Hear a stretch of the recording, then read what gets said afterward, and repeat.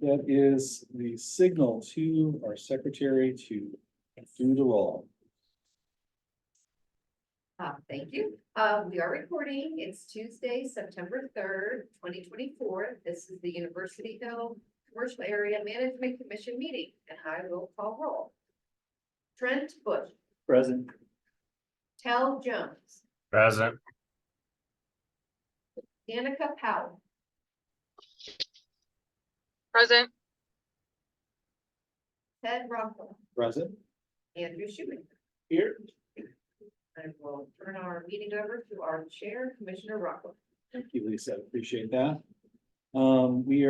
First agenda item is procedural items, approval of the July 24th meeting minutes. Does anyone have a motion to approve? So moved. I have a couple of minutes, but All right.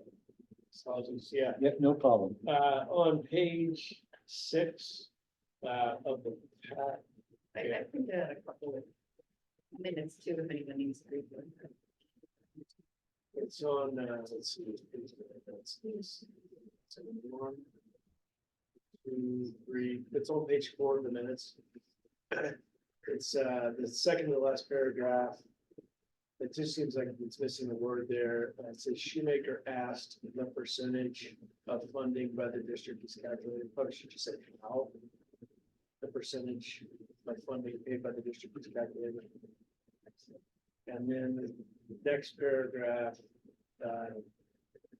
first sentence, Shoemaker asked about the streetscape renovations and if there are going to be plans. I probably said available. I think I assume run forward without any plans at all. So, and then the last one, and this is just odd too, but where are we? It's the second to the last page, second to the last paragraph. And it just doesn't sound like something that I said, if you could just check it, if it's right, it's right. If it's not. The Shoemaker shared that he had chosen a location for his business that is outside of the Hill area due to the parking limitations. I think that No, was me. Okay. I missed that. Yeah. Something's very important with that. That's it for me. A second. All right, so the motion on the table is to approve the minutes submitted with the corrections submitted by Commissioner Shoemaker. And we have a second. All those in favor of approving the minutes with the edits as indicated. See one tell, Danica, are you on the line? Yes, I'm here. Can you see me? Yeah, we can hear you. I can see you, Danica. I can see you tell. And everyone else. Are you approving the minutes, the motion on the table? Yes. All right. We have unanimous approval of the meeting minute approval. We are at the portion of the agenda where we invite the public to participate in our meeting.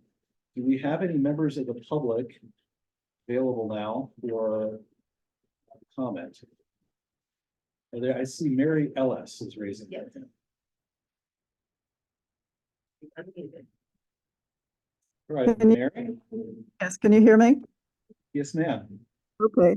I'm here on behalf of the University Hill Neighborhood Association, as you know, and I was unable to get in touch with Nancy Blackwood before this meeting, so it's pretty sketchy. I don't have a whole lot to add here, just that there has been, I think it's fairly typical of the return in fall of students and a bunch of new students who maybe don't know everything here, that there's been a big uptick in noise and fireworks and open trash cans. And there's been a whole lot of chalking on houses. And I don't think any of these things probably are much of a concern to you, except the fireworks could potentially be for us all, because we are still in a severe drought and in a stage 2 fire status. So it's pretty dangerous, and the police don't seem to be able to do much about it. And I'm not real sure what anyone can do about it, but that's where we are. And as for the trash cans, you know, it's a death sentence for the bears when they get into these things eventually. So I don't know if that's something that you all are experiencing. I mean, I kind of doubt it, but just putting it out there, those are kind of the concerns du jour right now in the neighborhood. Thank you. Thank you, Mary. Does anyone have any comment they would like to make in light of Mary's comments?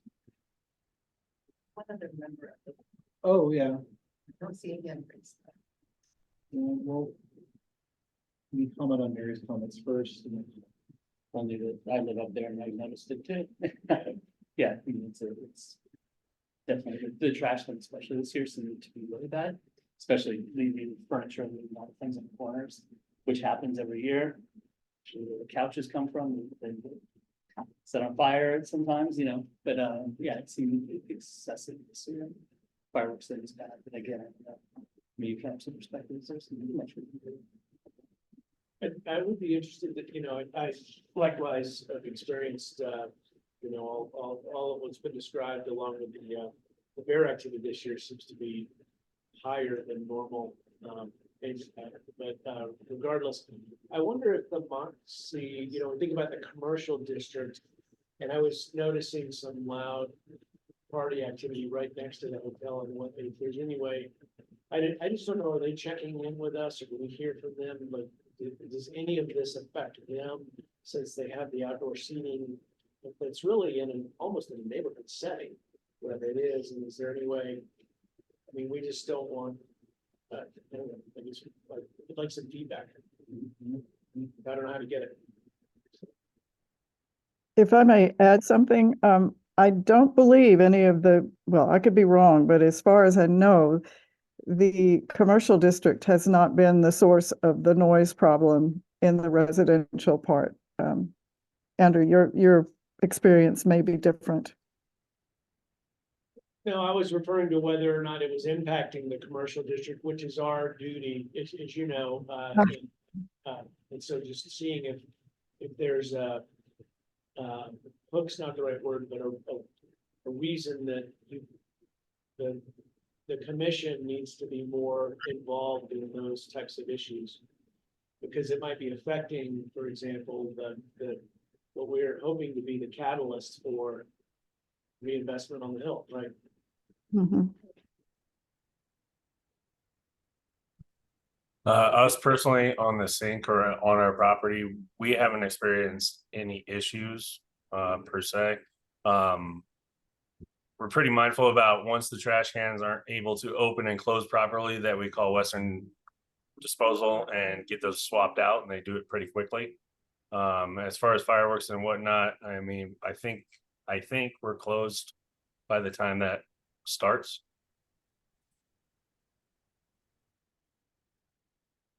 The one other thing I'll just add that we, I mean, I've seen I don't know if others, Trent, if you've experienced it, and Mary, if you've experienced it, again, a question goes out to the Moxie, but this drag racing thing has really gotten like loud.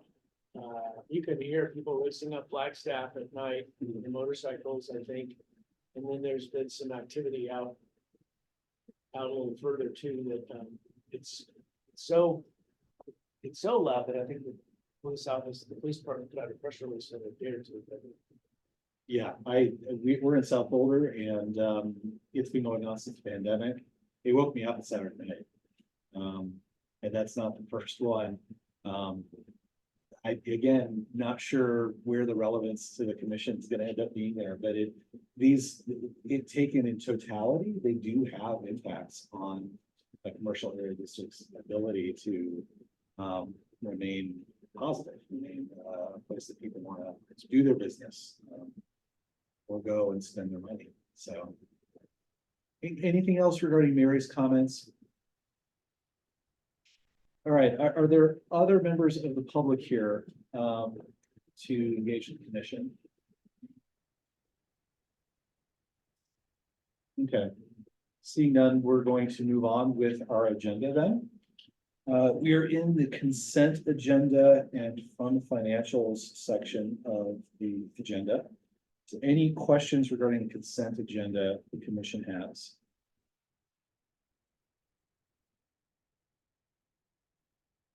Moving then towards the fund financials.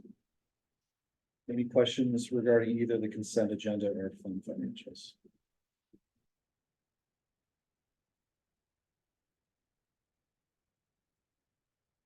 All right. I'm going to move forward then in the agenda. No objections. We're to the Hill Boulder update. Jake Hudson Humphrey is slated to give this update. He is out sick. Okay. We do not have any other updates in this week. Hey, Tom, I'm happy to share, city updates now that the developer is helping partner on, if that's helpful, or I can leave that. Or have it be the update. I will leave it up to the chair. Let's go ahead and do it now. Okay. So the live music series on the Hill and partnership with Roots Music Project has come to a close. There's one more in Boulder Junction at the end of September, but on the event street, the events have already taken place. They had over 1,000 people at those events, and also a number of businesses on the hill for the after parties, food. So we were really impressed by the response there. And the last event is in Boulder Junction, I believe on September 26th, and Square from 4 to 9 p.m. And then for the pavement initiative, we did have to shift direction a bit from the intersection at Broadway and Pleasant. We're now pursuing the intersection at 13th in Pennsylvania.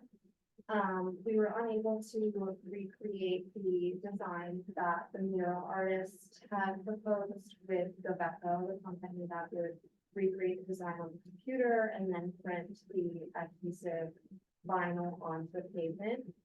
Just because of the amount of detail in the artist's design. And so what we're now doing is we're having the artist simplify the design into 4 separate crosswalks that will all be applied at that 13th and Pennsylvania intersection. So we'll do a creative design on all 4 of those crosswalks there. So we're just waiting on that updated designs from the artist, and we're also on hold with the attorney's office, creating an agreement template that we're gonna execute with the artist. So we're looking at about 3 to 4 weeks. The goal is to have it complete with the weather since. Will we have one more chance to look at the new updated? one? Yeah, absolutely. Once I get that at work. Is it vinyl still? Yeah. Is there any concern that putting it down right before, like all the cold snow and scraping and all that kind of stuff is problematic, or? So I think we raised I that. brought that up. Yeah. Said, we could wait to push through to the spring if that's a concern. So I guess there both options are on the table. Do we know if, boy, we're getting way into the weeds here, but, you know, do we know what the lifespan of a typical application is? And whether or not that would make sense, a delay? It stands to reason that maybe the winter months would be harder on an application like that. And so maybe we gain ourselves, the commercial area ends up having that asset a little long for tickets. Right. So vinyl is certainly more durable than painting the pavement. It lasts about 2 to 3 years. So, yeah, we will experience some degradation of the thermoplastic every winter. We have an intersection that we did a couple of years ago at 18th and Pearl, and we go in every spring and add, re-add the pieces that's got scraped away. So if we were to do it this fall, I imagine that bits and pieces of it could get scraped up through snow removal, and we would need to come in and replace those pieces next spring. An alternative would be to wait till next spring and we'll have one full warm season without that degradation. Yeah. And of course, then we'd have to come in following spring and do touch-ups. What does it cost, the whole Tetra process, is that like a, in the, It's, so transportation mobility has to do, they do this at all the intersections across the city. It's all the same material, just this is a little bit more custom. So we'll be purchasing extra, duplicates of the artistic thermoplastic and then just gets added as needed, just like any other crosswalk where it's just white. And so it can't tell you the incremental costs of the labor costs, but there will be costs of replacing bits and pieces of the mural over time that we'll have to either start doing next spring or we start doing the following spring. So maybe once we get the artist's designs, share them with you all and see where we're at. Yeah. Well, it seems like the supplier should be able to tell us also Yeah. if it's a bad time of the year. Yeah. It feels like such a minor detail nitpicking on it, but at the same time, given the lack of resource to bring to bear on the hill, it might make sense to extend the life if we have that opportunity. Can I chime in? Yes, Tal. I guess I'm confused on the purpose of the murals on the roads. I originally thought, it was to provide safety with heavy trafficked areas, and I understand that it's a benefit to the sink to have it right outside of our building. But if we're talking about doing it next spring, should we think about maybe proposing to do it in a different spot, maybe Pennsylvania and Broadway, or even University and Broadway, where we're expecting crowds to come from the Limelight Hotel up to the hill to provide safety? So there are specific criteria for where the Transportation Mobility Department is willing to employ a different type of typical crossing treatment, and it's tied to the vehicle volume. So as we start, getting closer to Broadway, the volumes at University and the volumes right at the intersection of Pennsylvania and Broadway are going to be outside of those parameters. And so that's part of the considerations of working with another department. So we try to identify locations that don't have as high of traffic. The benefit of that is it does see less wear and tear over time. But yeah, so there's a trade-off there, and then there's a safety consideration when it comes to traffic engineering. So just some considerations as to why this intersection's been narrowed in on.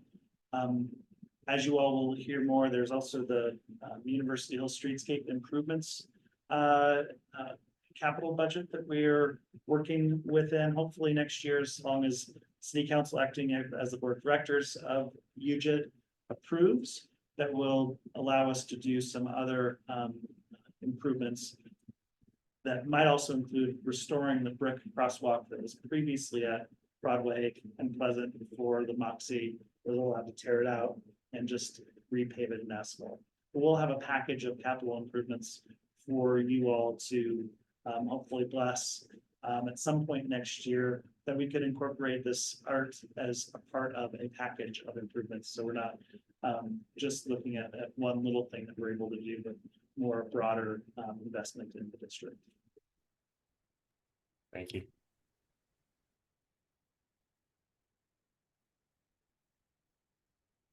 Discussion or questions for Regan? Thank you for filling in there. All right. We will move on in the agenda then to matters from staff. Chris? All right, thank you. We have first up with Matt Shazansky as our project manager on our commercial areas update, connections and analysis. We're preparing for a city council meeting on September 19th, and we have a fresh, hot off the presses PowerPoint presentation that metaphor doesn't really apply anymore, although I'm sure Matt's computer is very warm from all of the updates. So this is really our first dress rehearsal that we want to go through these slides with you all. I will warn you that it's a dress rehearsal. There's been no non-dress rehearsal. So we are hoping to get your feedback both on content and flow, The questions that we are posing to, I think you all are the same questions we're posing to council, or we're sharing the questions. we're sharing the questions that we're asking the council of you, so would really appreciate your feedback. We're going to stumble through these because this is the first time we've gone through it all together. But we'll try to also move quickly because we want to be respectful of your time. Next slide, please. So we're going to first start with a little bit of background of how this conversation around the importance of connections to our commercial areas has come about. We'll dive into some projects. First, the things that have been happening, that are planned to be happening, and some additional work items that we are envisioning for the next couple of years ahead in support of these efforts. There are a number of things that Community Vitality is leading, but there's also a lot of other work that's happening across the city in support of district connections and quality of life improvements. And we're going to have some key questions for council to make sure that we're headed on the right path in all this work. Next slide, please. Next slide. So I always like to start with kind of the much abridged history of all things commercial areas and community vitality in the city of Boulder. It's important to remind ourselves of all the legacy that we've inherited and how we've gotten to a space where we're trying to solve today's problems. But it's important to recognize the context of how these problems have been addressed in the past. So when you think about our key commercial areas, specifically downtown and University Hill, and how they came to be prior to the 1940s and the proliferation of the automobile, largely pedestrian centric or mass transit centric. When you think about the Denver Boulder interurban rail coming into Pearl and Broadway, and other streetcar services, and a much more walkable commercial area where all the services that you needed were available in the downtown largely. And Boulder was much smaller back then. Of course, between the 1940s and 1970s, after World War II, our population exploded. The proliferation of the automobile changed land use patterns. Crossroads Mall opened up in what was unincorporated Boulder County land with a sea of free parking, where downtown Boulder, to accommodate for more vehicles showing up, we started charging for parking, managing on-street parking as early as 1943. So a lot of change was happening. The retail mix in the downtown was shifting, and there was a lot of concern about how was Boulder going to maintain its character into the future. So thinking about the 1970s to the 1990s, when the general improvement districts were established downtown in University Hill, the Pearl Street Mall was created. Our first protected bike lane, maybe in the country, I would like to say, was established on 13th Street from Central Park through to the Boulderado.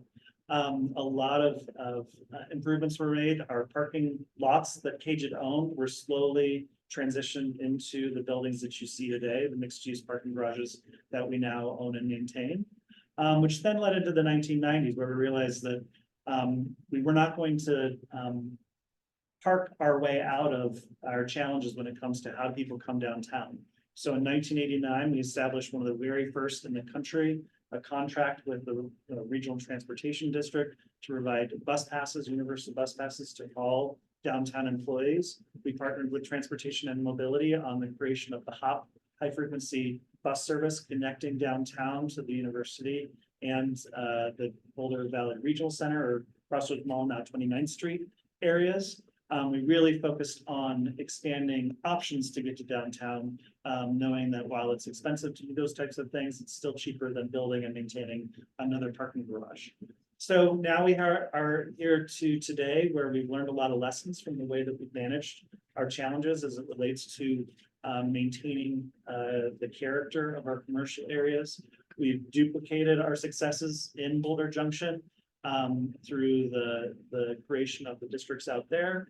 And now post-COVID, we're in a new space where we want to again have a conversation with stakeholders, with the community, of where are we going next to continue this long positive legacy of addressing the current needs, anticipation of how do we build a better future for our key commercial areas. I just made that up right now.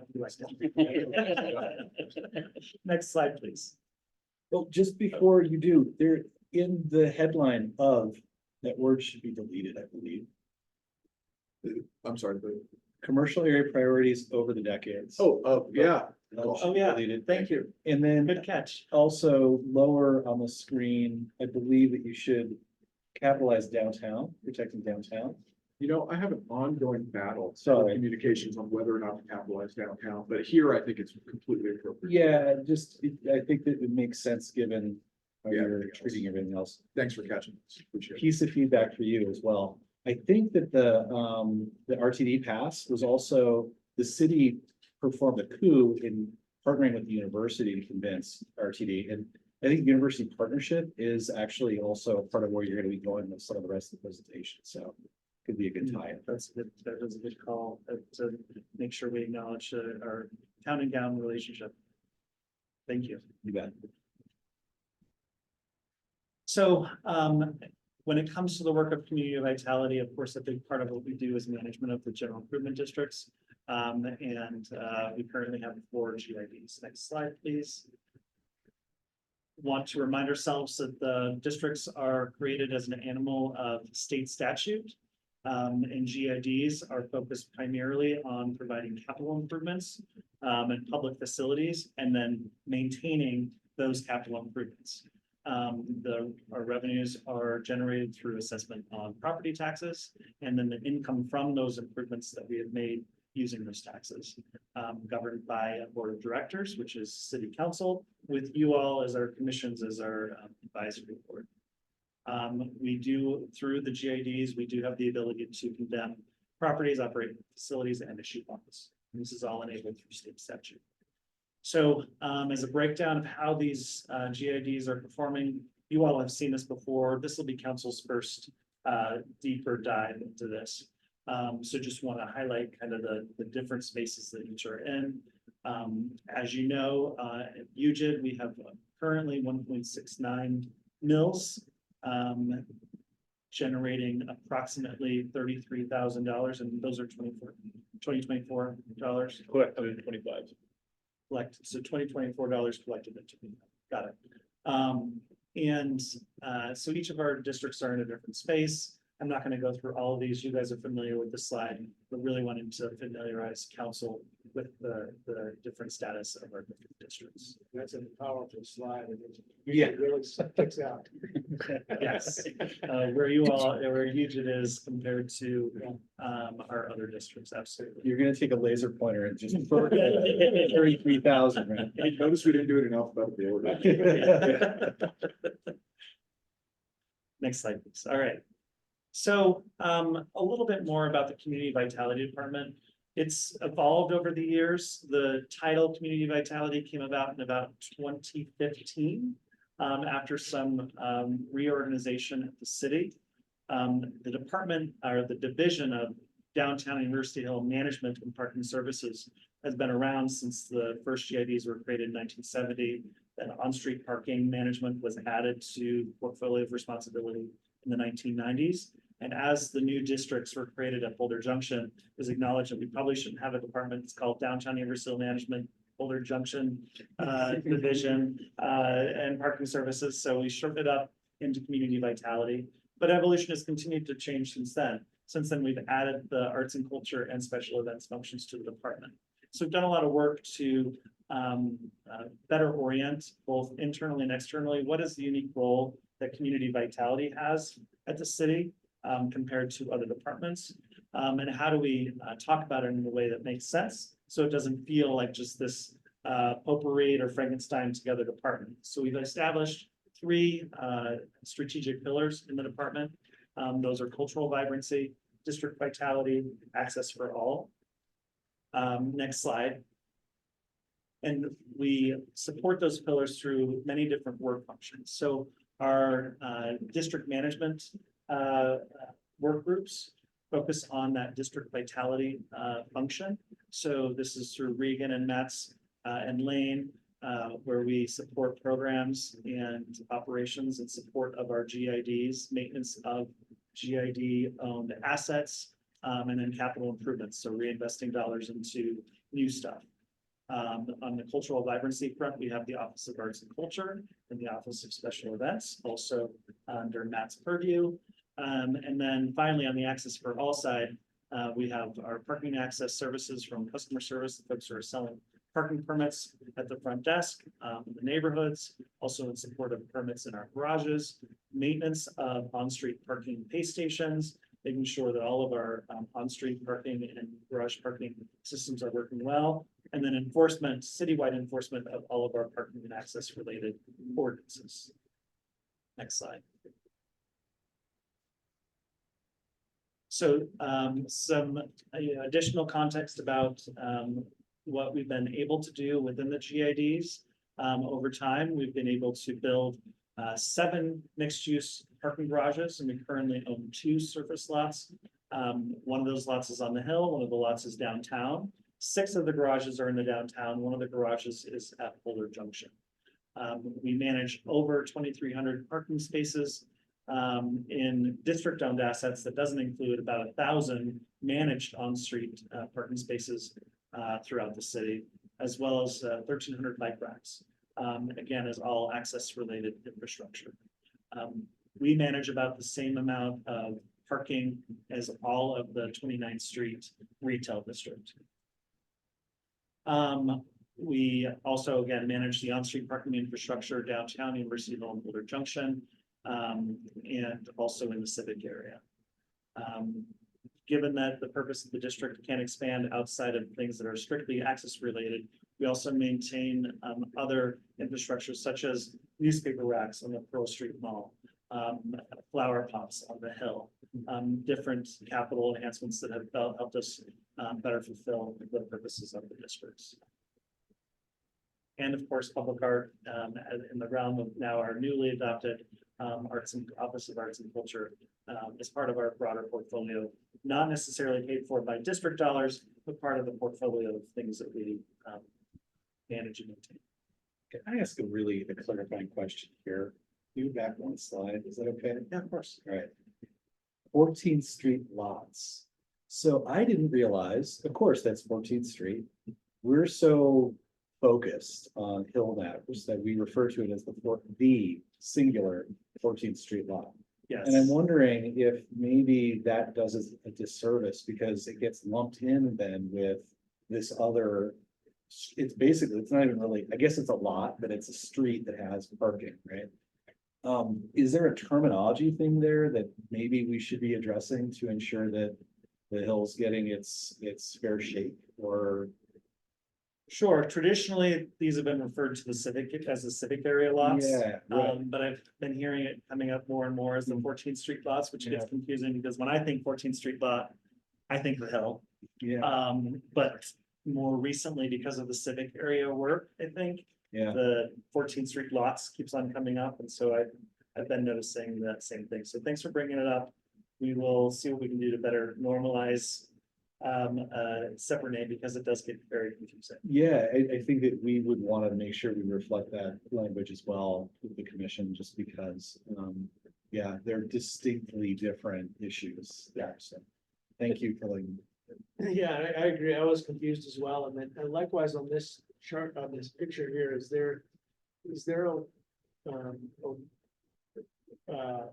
a reason that it wouldn't show, like the picture is not zoomed out enough to show all the lots that are covered here? Because when you say 7 garages and 2 lots, somebody's gonna assume that all the lots are in that picture. But our lot, the UPMC lot is Sure. huge. We will get a better image. I do not like this because the red squares actually aren't even over where all the parking there Gotcha. yeah. So thanks for the feedback. I've been displeased with this image and we will do a better one. Thank you, Chris. And before we start getting into all the upcoming work, it's important to note that one of our first priorities is, of course, to take care of the things that we already have. And so we do spend a significant amount of district dollars on capital maintenance, primarily in the downtown because it's where a majority of our structures are. So just want to highlight some before and afters of a lot of work that's been happening over the past couple of years on concrete repair, facade improvements, traffic coats.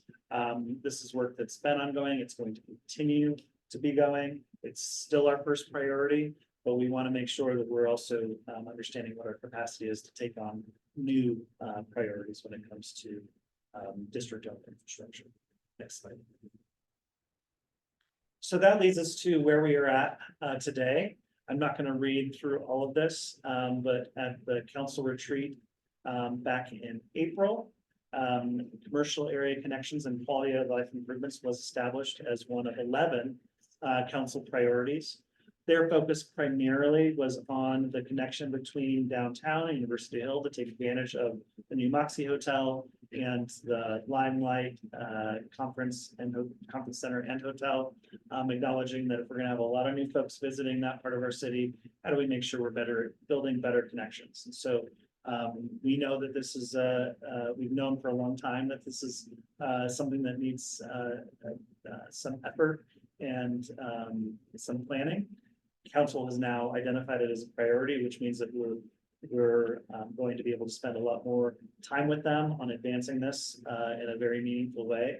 And so this is going to be our first touch with council in respect of that council priority. But we also want to use it as an opportunity to daylight some other conversations that we need to have around managing the GIDs and other work plan items related to connections between other important commercial areas in the city. And so with that, I'm going to hand it over to Regan, I believe, to do, sorry, we shifted things around a little bit at the last, yes, I said off presses. Before we start getting into all of the work that we are planning ahead of us, it's important to remind ourselves all of the efforts that are already underway or recently completed when it comes to commercial area improvements and connections. So Regan, if you want to provide a highlight, a reel of what we've been up to date. Sure, specific to the hill, correct? Or This is more than that. more than, okay, sorry, this is not. Or So, well, I can start with the temporary wayfinding that we implemented on the hill to better connect the hill to downtown. So so we installed temporary wayfinding on the hill. We are evaluating the outdoor dining pilot program, which runs currently until 2027. Was launched in 2022, but the goal is to make that a more permanent program for the city. So we'll be analyzing that and making recommendations to council in Q1 of 2025. We recently completed, except for one on private property, the Boulder Junction wayfinding signage, branding and wayfinding signage out in Boulder Junction. So that was a big success in 2024. I'm gonna pause you because we could spend a lot of time on this slide. One of my asks of the team as we went through this PowerPoint presentation about an hour ago was this needs to be better organized and categorized, so it's not a potpourri of things. So we're not going to go through all of them with you, but we wanted to take the opportunity to remind council that we haven't just been hanging out, wondering what to do. We've been busy. We're taking care of what we have. We have been pursuing enhancements based on guidance from our commissions in all the districts. There is a lot going on. There's still more coming. Of course, but we're still looking forward to this additional conversation with council around some new work priorities in support of their priorities. So with that, Regan will give you a reprieve for now. We'll get this fixed up for next time, and we'll move on to the next slide. And before we do, just so you're aware, we do want to take this opportunity, since council did have information about a year ago about University Hill revitalization plans to update on it. So we'll take, a pause for a couple sentences to make sure they're up to speed. I think that slide could also benefit from another map, maybe with some pictures. I think the like you had on the previous slide of the 3 garages, but that might help organize it a little bit too, and it'd be cool to, you know, to see the mural and such.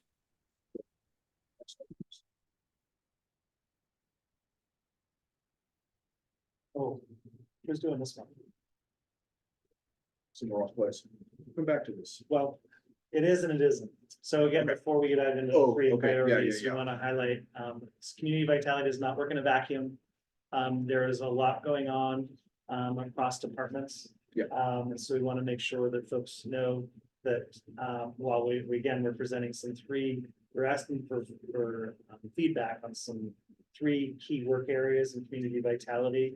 We are working really closely across departments on the initiatives. Thank you. Yeah, that's the right context. And especially given that the update to the Boulder Valley Comprehensive Plan is coming up, you'll see that repeated many times throughout here, but aligning with that effort is going to be really important as we continue the discussion.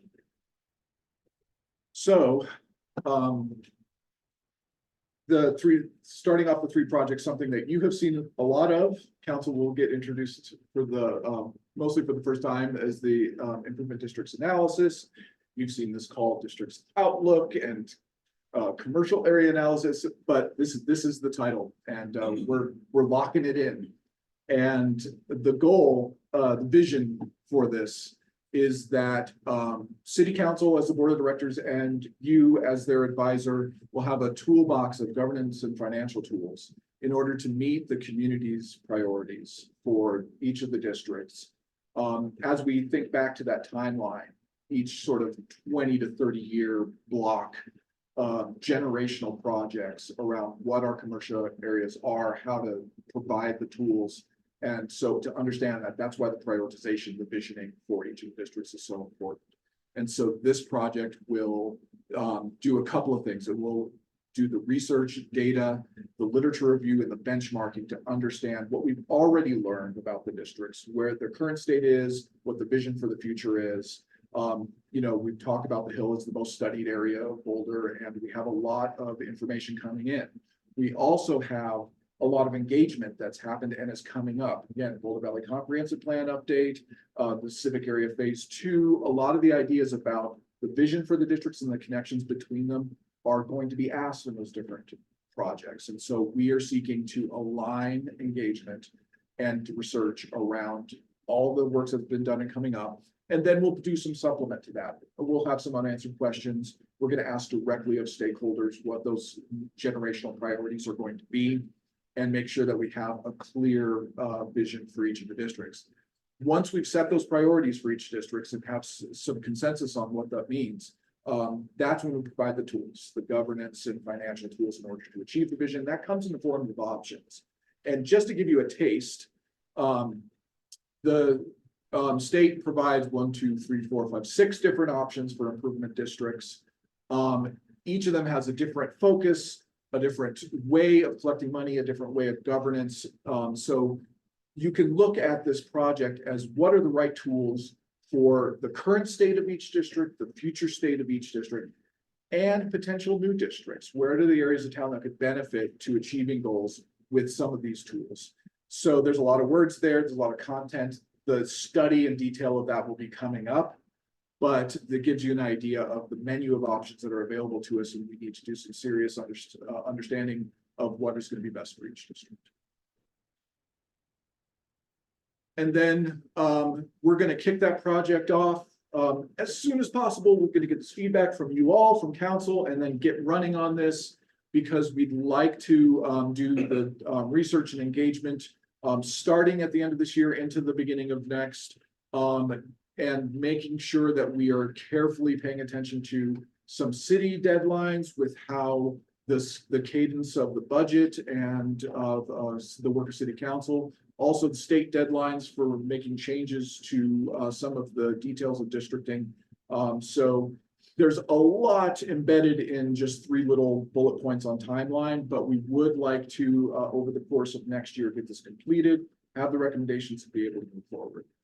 The engagement that happens is going to be, like I said, aligning with other projects, making sure we're not overlapping with them or over exhausting the community with questions, but making sure we get all that information.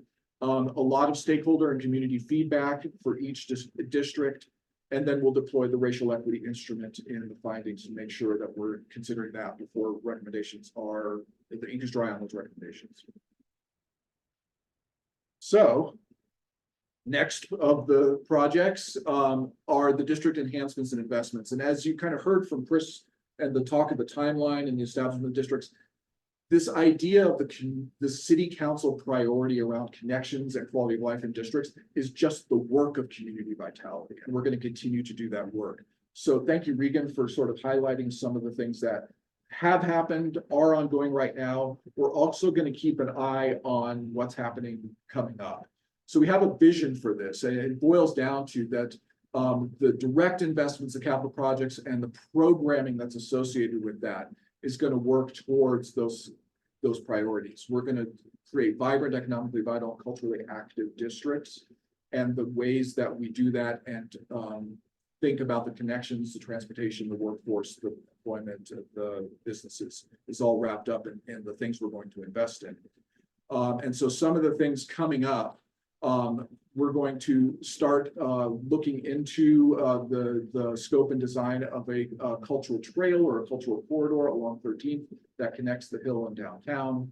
We're going to start implementing some of the Boulder Social Streets recommendations. We're focused on policy and process this year. We're going to look at some more active implementation next year. Continuing to expand district activations, looking for new ways for each of the districts to add to vibrancy. We're going to deploy some enhanced special events sponsorships. So taking a look at the events that happen in each district and trying to sponsor the type of events that the community desires and give resources to events in order to make the best possible experiences. Yeah. One thing we're gonna add to this is Sweet. University Hill streetscape improvements. Streetscape. On council approval. Thank you. And the special event sponsorships are tied up there. Yes. I know we're sort of going through this, but this may be a weeds question or so, but it's sort of a how and whatnot.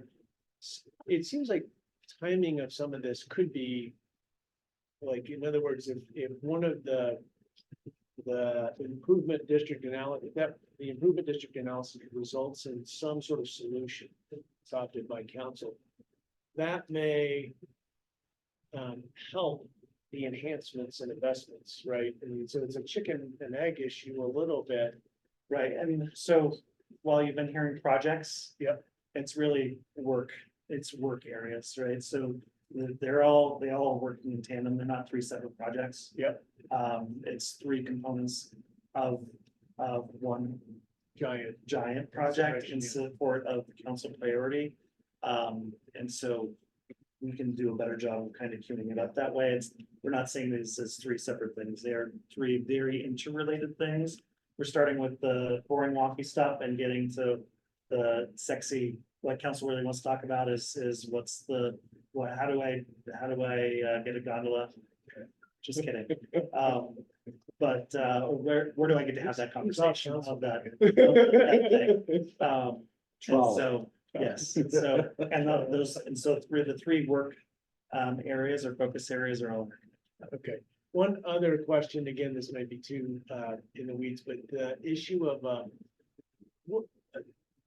so we went on this I forget what we call it last couple of weeks ago, but the DCI. this very issue, Yes. yeah. The DCI meeting, and one of the discussions had to do with if you do a DDA, for example, that the property value increase is important. And, you know, questions that I think people have been batting about is what could be done to increase the property value to, you know, we've actually sort of gotten behind the eight ball with the hotel conference center. But there's been talk, some people have expressed ideas that maybe there are areas within a potential DDA that could support more student housing or other kinds of housing that would really pop values. And so what role is planning playing in, I know it doesn't normally seem to be in the context of that, but is the planning department playing a role? Yes, it might be in this next slide. Okay, all right. one thing you're gonna hear over and over in these work, priority areas is the Boulder Valley Comp Plan update. Okay. And so we are being charged with tying into that broader process. Whereas key subject matter experts in district management, and wanting to move forward these specific conversations. As part of that broader context of land use transformation, so that we're not working, independently on separate projects. It's all planned to be incorporated within that process. And so, one or two council members might understand the connection. I'm assuming you'll indicate that, that there are implications for these districts. How the planning, the zoning decisions could dramatically change the numbers, right? Absolutely. Okay. And that will be part of some of that analysis work of envisioning different futures, and here's, the inputs and outputs. Yep. Is gonna be a big part of, the key considerations of which direction we want to go. Yep. Right. Another way to look at this that sort of tags into both of your topics is that this is sort of what is on the table immediately, given the rules that we have now, the scope, the zoning, everything is sort of like the Boulder Valley Comprehensive Plan, the district analysis will make adjustments to that, and it'll necessarily make adjustments to this too, and maybe confirm some things, but this will be an evolution based on what comes out of that. Yeah, it's almost like there's a mountain or a pyramid or something. There's all these different pillars underneath and, some. How about a Rubik's Cube? There you go. It can't be something to get people to realize that this is like 3, 4, or 5 dimensions, right? Yeah. See, Danica has her hand raised. And I guess I don't know if Andrew's, maybe I'm thinking about it a different way, hopefully, is when you have developments, we have like the transportation master plan, and there's things that are adopted that when developments come forward, they have to implement public improvements. Is there any way that we could get ahead of this a little bit and have some of these that might be in a plan that if another property got redeveloped, they would have to, create some of that or build upon that framework? It's a really great question, and that's all being contemplated also, again, underneath the Boulder Valley Comp Plan in the desire to move away from individual departmental master plans, if you will, but more as a comprehensive plan that isn't just 30,000 foot level, but includes detailed plans that are guided by the focus areas of the sustainability, equity, and resilience framework. So that it's not a fire master plan and transportation master plan and an open space master plan. It's a healthy and socially thriving master plan, an accessible and connected master plan. We're not using master anymore. Blueprint, a healthy and socially thriving blueprint, accessible and connected blueprint, and each department feeds into our community's collective success in those framework areas.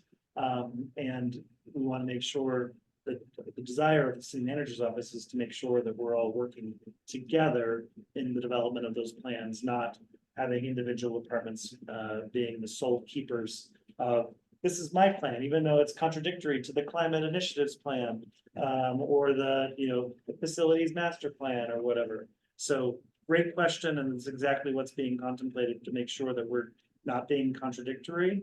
That said, so that means that there's a lot of planning that's coming to make sure that the next iteration of the transportation and mobility blueprint is reflective of all these other efforts, not a standalone thing that is just one more plan that a developer has to respond to that might be contradictory to whatever's come out of community vitality's planning process. We want to make sure that they're complementary. That sounds like a really big effort, and I commend the staff. I thought we were going to simplify the Boulder Valley Comp Plan, but I am interested to see, because I think we only update it every 5 or 10 years and it's a big bulky document. So I think some of these more individual plans are important to be more timely and responsive to what's actually happening on the ground. So I'd be interested to see how that all unfolds, and I have the kickoff on my calendar, and I don't know if there's an opportunity for that planning staff to come maybe to one of our meetings and get feedback or present about the comp plan scope of work. Yes, thank you for the question. We will follow up with them to confirm where, on their engagement timeline each of our commissions are, but that will certainly be part of it. Thank you. Makes sense. So the last of the three projects that we're going to discuss with council is commercial areas connection and quality of life charrette. And this is the most direct response to their priority. And the vision for this is that all the efforts across all departments that have to do with commercial areas, their vibrancy, their quality of life, and the connections between them. We should have the experts in each department have the shared language, set of criteria, and basically the information and the policy to copy and paste and all be on the same page on what it means to have a vibrant, safe, and well-connected commercial center. And so it'll be a series of meetings, and it'll be bringing in experts, taking a look at the data, doing some connected outreach again to Boulder Valley Comprehensive Plan and making sure that it's aligned with that. In fact, we're in conversation with comprehensive planning right now about actually embedding it very deeply so that it aligns perfectly with their schedule. And then on the other side of it, it will be an internal document, one that you and staff will use to basically have in front of us everything that we need to deploy the principles and policy for great commercial centers. So the timeline, I put some dates up there, but really this is about aligning to the comp plan. So we're going to be working on refining that so that it has very precise parallel to the comp plan, but it'll be facilitated by Community Vitality as the experts on commercial areas. And then engagement, again, it'll be largely internal, but we're going to do a literature review, make sure that we understand all of the studies and engagement that's been done already, embed some questions in the Boulder Valley Comprehensive Plan process, and overlay again the racial equity instrument on the outcomes. So I'll move that slide because we already talked about that, but this is just a summary of those three community vitality projects that are the subject of the conversation at council, so that they have something to respond to and the questions that we're going to ask. Over to you, please. All right, so the two questions that we have that we're bringing to council are, is there any feedback on the vision or scope recommendations for the three focus areas of the current commercial area efforts? So we then list the three. And then are there any other comments or direction to provide on our engagement strategy, timelines, or other topics? And then, of course, I'm sure there will be some healthy discussion. And then we have next steps. Which I'm working. Okay, we just put this slide in today, so this is not final yet, but we're gonna communicate our next steps with them. So that is our dress rehearsal of our September 19th council conversation. So certainly welcome any additional feedback from you all. I will note that we're gonna make sure that the UJID specific items are better highlighted. The memo's almost done, and there is a big memo that's associated with this, which you can have the privilege of reviewing. So we do present a lot of content in that and try to slim it down to a very quick presentation. I don't know if we didn't time that. I did, but let's not talk about it. We have a half hour, we said half hour presentation, so I think we're pretty close. Yeah. So still some polishing to do on presenting, I also want to acknowledge the email that she sent out that we'll talk about surely is in matters from commissioners. But acknowledging that there's the budget ask for streetscape improvements that is dipping into the existing or proposing that we dip into the existing UGIT fund. And we would like to daylight that possibility with council. They will have heard about the budget the week before already, but want to build a better understanding of this is all interconnected. And if we don't dip into the UGIT fund, we still have $1.2 million of work that we would like to do. So it has to come from somewhere. And we would like to explore that broader question of how do we just make sure that we can continue to make the enhancements that we want to make regardless of what bucket of money we're pulling from at a specific time. And so would ask for the commission's support in pointing to this work and the analysis work to make sure that you're not feeling in this space is stressful about a fund balance that, you know, when it comes down to it, the general fund is what's supporting the majority of our annual budget already. And there's no presumption of the city that there's going to be a discontinuation of resources for the Hill. It's more about how do we create a better mix of how we are paying for the things that we want to do on the Hill. So not going to tell you what to do and how you want to engage with council on their budget decisions. But just want to try to make sure that's balanced with the city manager's desires of the budget that she's presenting. Yeah, great question on that, and that is, I mean, I see, I don't know if we're gonna talk about it later one of this meeting too, but I sort of see that there's two functions. One is to highlight, which you're doing as well with this presentation, highlight that the dire straits that the PMC is, and that the UGIT is in, which I don't think all council members are aware of and how that works. And, you know, even if the sentiment ultimately is, well, let's use that money now, but because don't worry, it'll be around later. At least we've got that commitment, right? That, you know, hey, we might be using this now, but it's not going to harm you later down the line. And that's the important sort of commitment to make.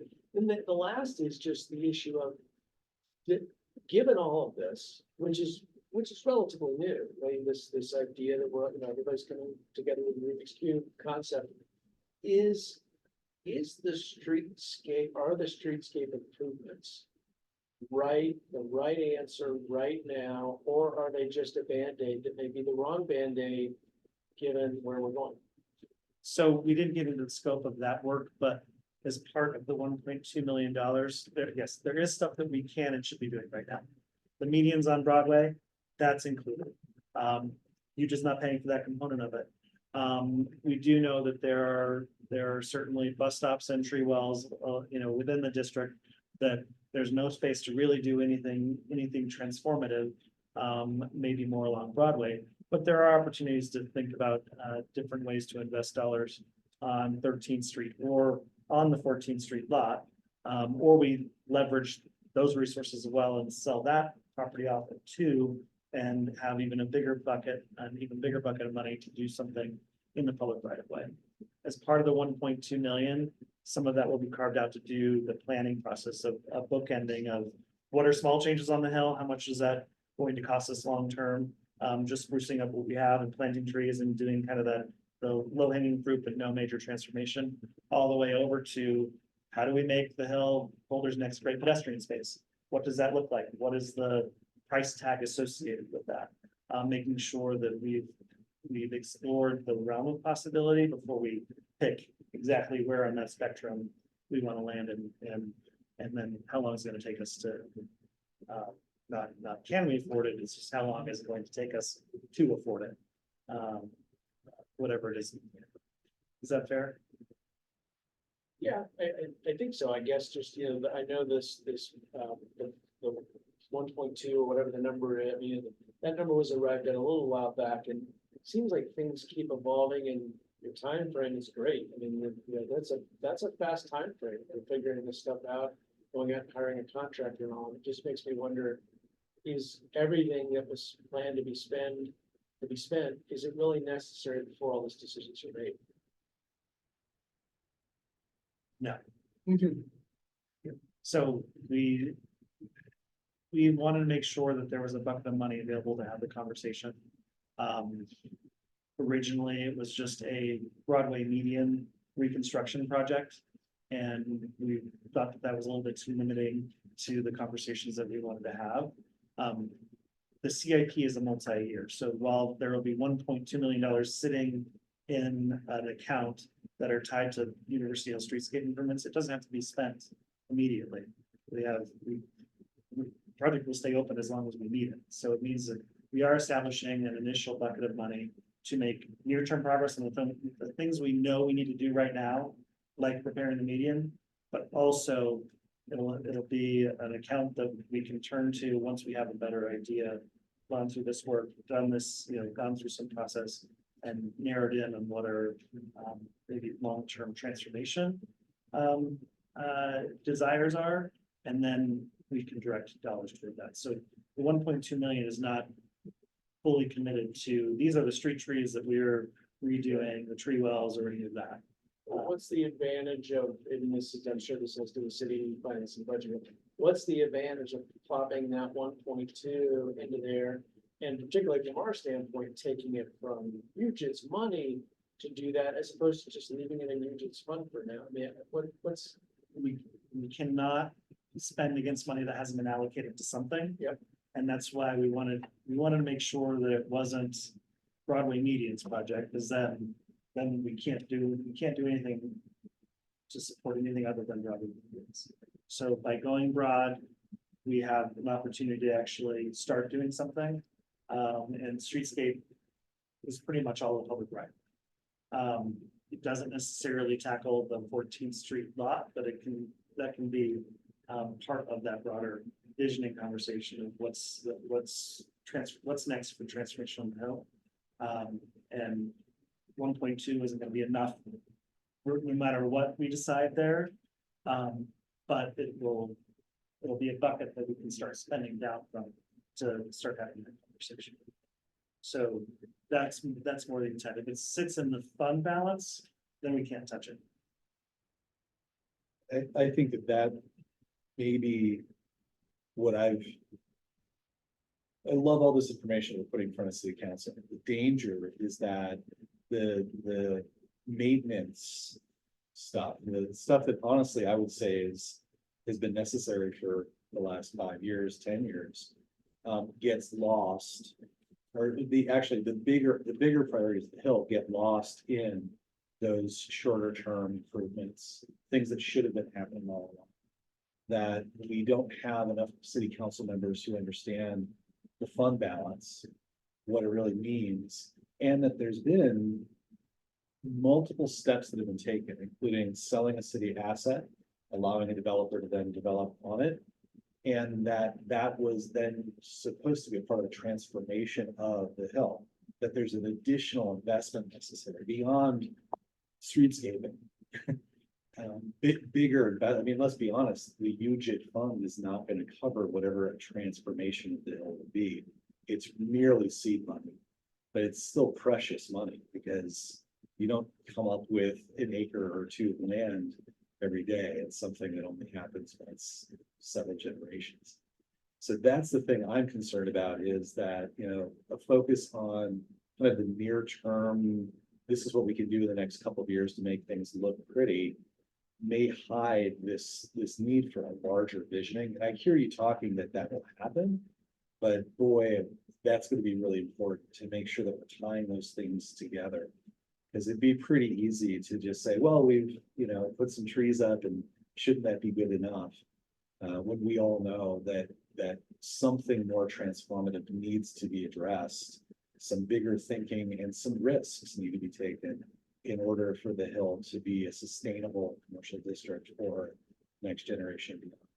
Sounds like maybe we need to have a commission retreat, and that can be a key 2025 priority. Yeah. Because I think the staff would agree with you there. So we're not just looking to plant some trees and pick up our blocks and go home. We want to create a better path for this district and whatever it's going to be to make sure that it doesn't find itself in this place another 10, 20 years from now after one big investment, and then whoever succeeds us is still dealing with the same questions and the same problems. Yeah, I think it'd be great for city and the commission to be kind of city staff and commission to be in lockstep on how we're communicating about that. Because I think that that's a real key thing. Again, there are other mightier districts in this conversation. We are just the wee hill folk who want to make sure that we're getting the attention that I think the city has been really intending for it to get. So we want to support whatever we can of your work to get that done. May need some special coordination for us to get there and ensure that we're all speaking the same language. Makes sense, more to come. It's Chris. Any other feedback for us before we have one more dry rehearsal with Downtown Management Commission next week. And the prime time we've got that. And we'll gladly, unless you plan to listen in or be in attendance, we'll provide you an update at our next mission. Thank you for the feedback. Thank you.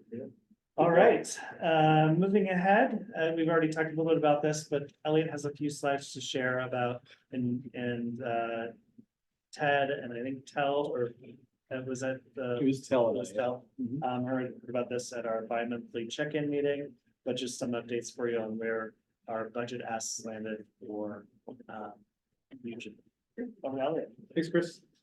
So 1.2 is actually 1.38. It's a little bit higher. And a mix of general fund and. Correct. So the biggest change from the last time that we presented, we originally asked for the major request to be from the general fund. So the 1.45, we were asking for the majority of that to come from the general fund and only about 250. After some review and the constraints and everything in the general fund, city manager put forward the request and kind of modified it, decreased the amount a little bit more and increased UGIT's contribution. So that's the big change from the last time we had a conversation. So this is what's going to be going to the city manager as the city manager's recommended budget. Yeah. Yes, question. It says 250 to 727, but is it adding 727 on top of the 250? No, it's a total of 727. Is it, if you add 250 and 727, it equals the amount that's in your budget page. Just happen, maybe that's a coincidence. But when you look at On the fund financials, 2025 projected 977,500 is 250 plus 727,500, right? that's a very good point. And either an error, it is not, it is, I assure you, it's only 727,500 is what Okay. they have asked for from UGIT. That's a great catch, and I don't believe that should be in there. Trying to think what else would have been in there in the capital improvement line item. So my apologies on that. Thanks for asking that and clarifying. But yeah, so 727,500 is what they're asking for from the contributions of UGIT, and then the remaining of that will be coming from the general fund. And that's 50%, right? That's essentially what the city manager is suggesting there is half would be covered by UGIT. Correct. Got it. Correct. So that's the biggest component for this commission in terms of like what's going forward from the CMO recommended budget. Most everything else that we proposed went forward. There was some modifications in terms of whether it was one time or ongoing fixed term versus full position, those types of things, and those highlights are here in the slide. But that's really the bulk of it for this commission. Any other questions, Danica or Tel? So if it was 50% of 1.45 million. 50% of 1.38 million would be less than 727. Asking me to do math on the fly. So that's, It's not Again, exactly 50%. right, and that's what I was picking up on there, is it feels almost like the ask was meant on the prior number, so splitting hairs, but it would mean a relatively significant difference. It is, you know, I think regardless of the percentage, it's a big jump for UGID in terms of Yes. what's available for the fund balance. So I know you guys have kind of talked a little bit about this in terms of like the conservation of those funds and what that means for the future and those types of things. And we were certainly aware of that going forward, and that's kind of why we did a, I guess, modest 250. But we also wanted to show that, you know, UGID is willing and able to do some investments in addition to the median. So, and then this changed it, you know, it's a little bit different, and we had to accommodate that, and I think it's still a good investment.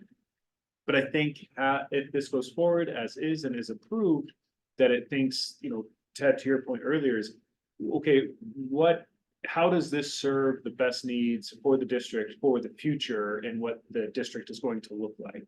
And can it serve as a big enough of investment to make sure that that district then can live up to its future potential? I know the Moxie Hotel and Limelight are gonna be adding a lot of foot traffic, and we actually have a presentation a little bit about foot traffic here on the slide coming up, or sorry, in the next presentation.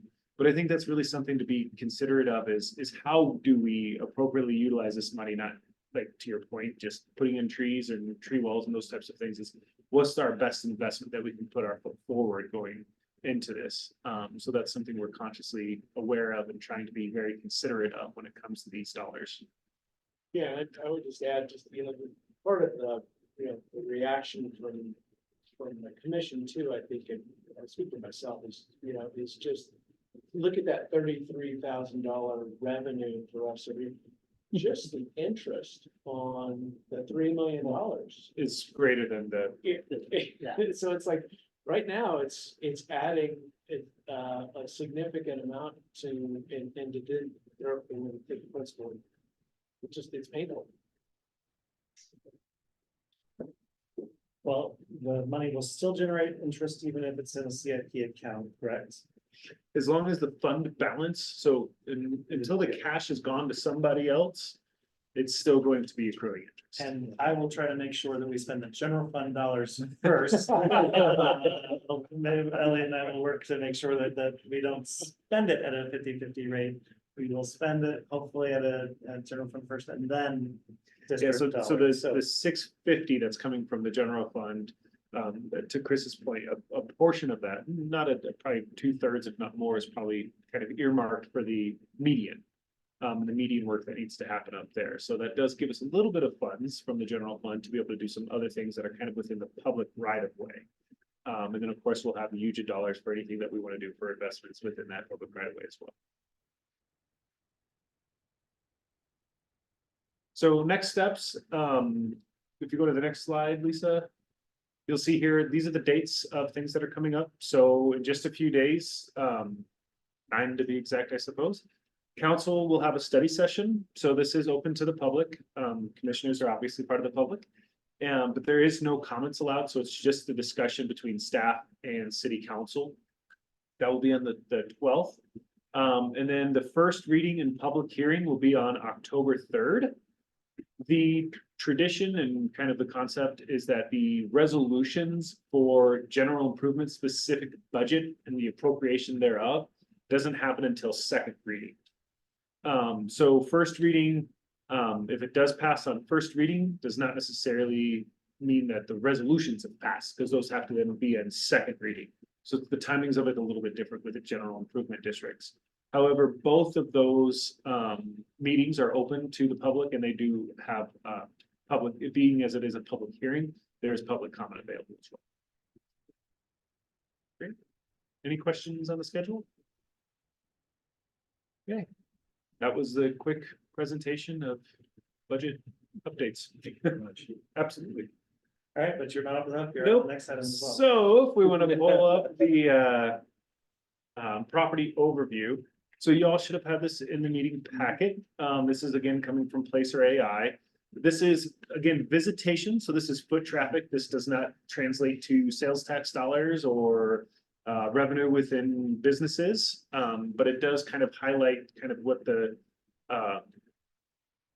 how things are changing within the district. So we're looking from January to June, so Q1, Q2 of 23 versus Q1, Q2 of 24.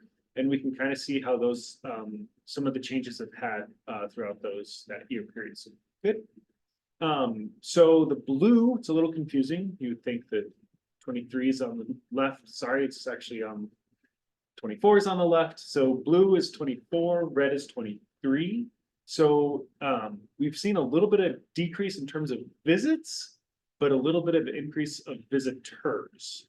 So the difference there is the visits are basically, if I were to come in and out of the district 10 times in a day, that'd be 10 visits. Whereas my oneself would be a visitor.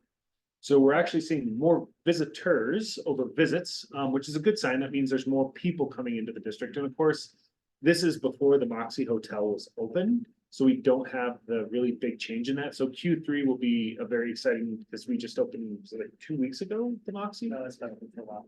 So, okay, Part of the, a portion of this. portion of this is Moxie.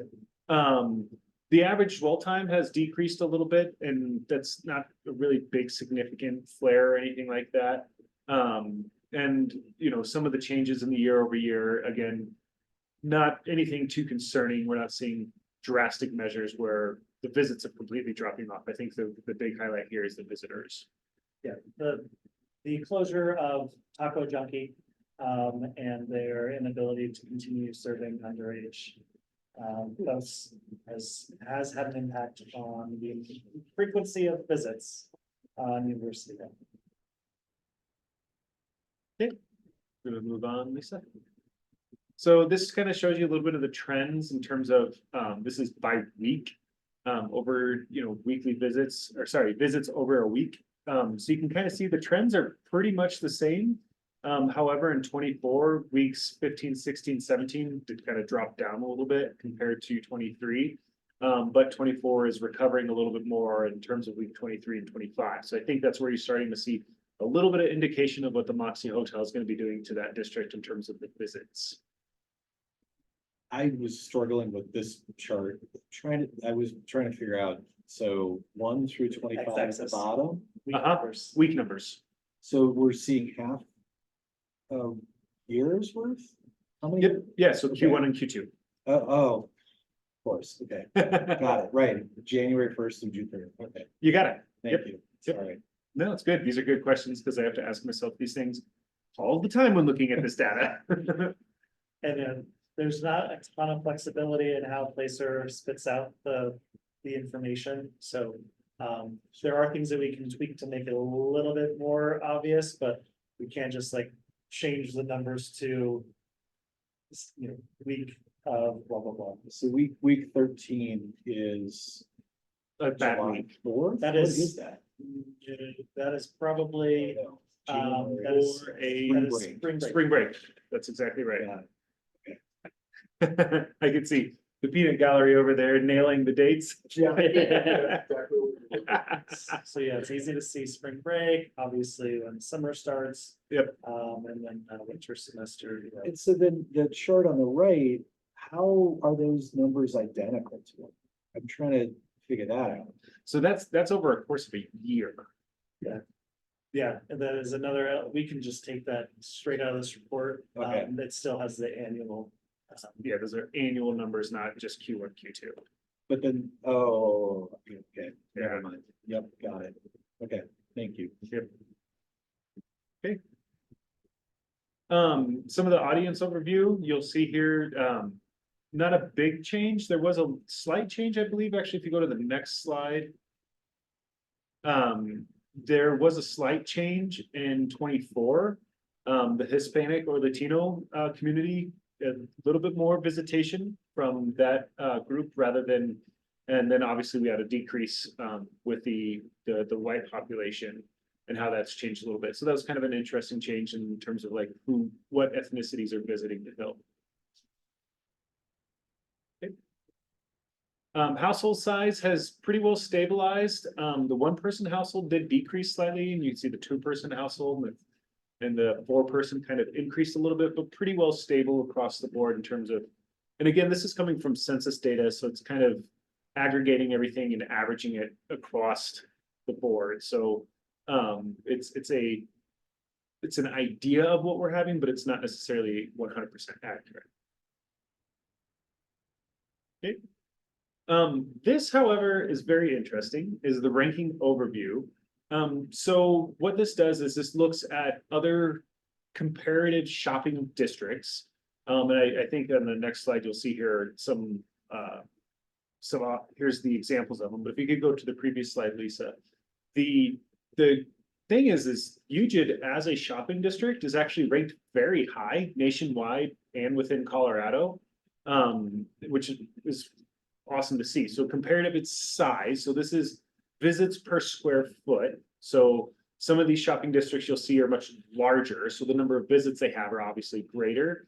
But if we're looking at it from a size comparison in terms of how many people are actually coming into this district, and then using that per the square foot, it's ranked very high, which was very neat to see. And we can kind of see on that next slide, some of the rankings of what it falls against. So it's from a nationwide side, you can see here, it's comparing things with places like the Rockefeller Center, Pearl Brewery in San Antonio, district shops in Arizona. So it ranked relatively high compared to some of the larger, probably more popular, if you will, shopping districts. Which is great. That's great. We have still that high visitation, and hopefully that continues to grow as we get more and more visitors. Next slide. And you can just see there where UGID falls in at slot number 12. Great. And then this is the Colorado comparison. Here's a quick question. Yeah. Is there a way to, I mean, that's fascinating, the number of visits. Is there any data that allows us to sort of see how revenues from our district compares to those other districts with similar numbers of visits? I would love that, Yeah. but we can't with Yeah, Placer. yeah. The closest comparison we have is that we have readily access to is the sales tax. Okay. That we have for UGID, and we can compare that to, of course, our downtown areas here. So we can always do that comparison from sales tax perspective.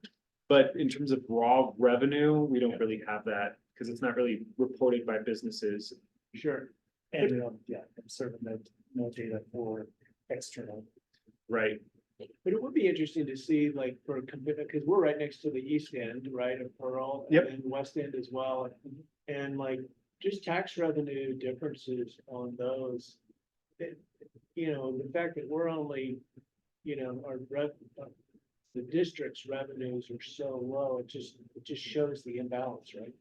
Yeah, and I think, so the district revenues from a property tax standpoint are Yeah. very low. Yeah. From a sales tax perspective, they're pretty well in line. Right. But I will say that if you were to compare it to, say, the East End is a very small geographical boundary compared to UGID. So its sales tax dollars would be substantially lower just because it's a lot smaller. Yeah. But then, of course, we could extrapolate the per square foot and those types of things. So we could get that information by doing some back end work. And of course, our sales tax reports, actually, we did include it in the packet as well for this year, or for this up to May, I believe. And we can do that comparison because they do break it out by kind of districts. So I believe 29th Street Mall, downtown, Pearl Street, far downtown, I think is one of the categories. East. Yeah. And then we've got a vacancy rate that's probably similar to East Pearl, but lower than West Pearl, guessing, and then didn't that show maybe potential? Yeah, 100%. Yep. Yeah. Yeah, I think UGID has a lot of potential for sales tax growth, revenue growth, for attracting new businesses and bringing in new visitors and everything like that. Going back to that investment of the UGID funds and how it can be used to really propel UGID into the future is going to be very important for that. Number of visits is blowing my mind slightly. How, and maybe this is just something I should already understand. How is it calculating visits? The west end of Pearl is lower than UGID? It Seems like bit it's probably below calculating Pearl. students. Yeah. To and fro. To and from class. Yeah, to and Yes. from. I mean, that's that, it's. So that's visits versus visitors. Yeah. So visitors are unique individuals coming and going.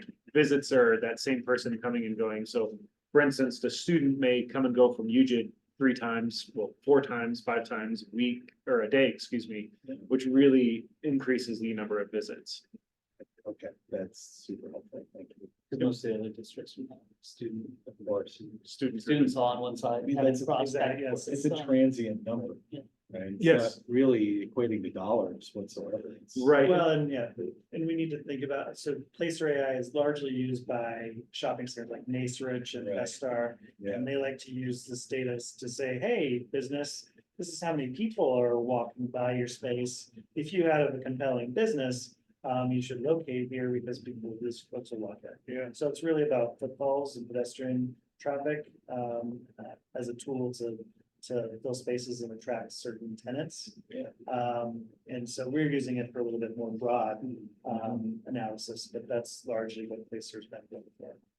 So a visit to Westboro, the West End is a really different meaning than a visit to Hill. Yes. And that's where, you know, that's where we in the background are doing comparisons between all the different places, and the duration of stay on the West End is quite high.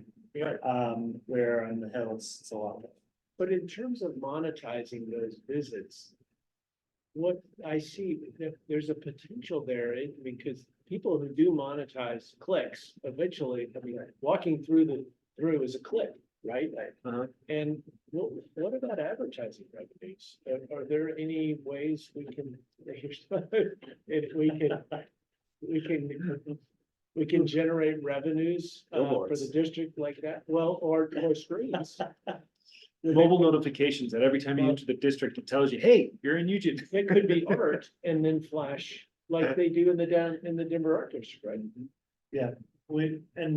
We as the city do have some latitude to do some things that the private sector is not allowed to when it comes to the sign code, but we don't want to press that too hard. So certainly something to consider, and how do we monetize our investments in space, without getting outside the boundaries, too far outside the boundaries of what we've created for everybody else. But we certainly want folks to be seeing these numbers, and well, there's this common thing in Boulder that if you're spending the space too long, you think everything's terrible. And then you get some perspective and it's like, oh, actually could be better, but it's not that bad. And so trying to help folks feel excited about the direction that these spaces are headed and motivated to make investments. And I mean, still have landlords on the Hill that are not reinvesting in their facades. They're seeing the places, rundown area of town, and they're not, their behavior's not reflecting the positives. So certainly want to get there, but also if there was some interesting ways to monetize our knowledge about how many folks are walking through this space, something to consider for sure. And I think too, kind of like along the work that Rita and her team's doing with the wayfinding is, you know, kind of going back to that signage is directing people who maybe are downtown up to the Hill and vice versa. So that we get that flow of traffic. So it's not just, hey, I came to Boulder, I went to Pearl Street. It's, oh, I went to Pearl Street. Oh, what's this other area that's on the Hill? And so we get that visitation kind of flowing more organically throughout these two districts, and then also within our other commercial areas. And a lot of the work that we're doing with this, the memo that we're putting forward with council and kind of their 11th priority too is how do we get people moving throughout and supporting more broadly the city and our commercial areas? Yeah, because, and I don't know if you have the origin and destination. The folks who are going to the Hill are completely different than the folks who are coming downtown for the most part. And so it's certainly something to dive into. So I don't think so the before and afters for folks in the Hill is the rec center, the library. You know, it is very much heavy on that student back and forth behavior, and so that the movement of downtown to the Hill and vice versa is something that if we can tap into better, the Hill would be better off. Yeah, I mean, it's not a bad thing. It's showing they're not competing head to head. Right. But there's an experience that could be had there. If it's a different experience, and there's a lot of traffic. Right. Even if it is passing through, there's tons of opportunity to keep it.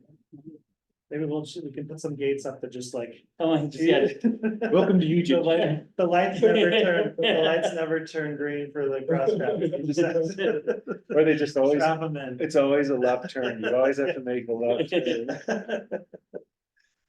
These are great questions, though, and these are the types of things that we're also chewing on too, is like, what does all this data mean? And what does it mean in terms of like how we make investments and think about like the conceptual big projects to be able to make these districts more healthy, more vibrant, into the future.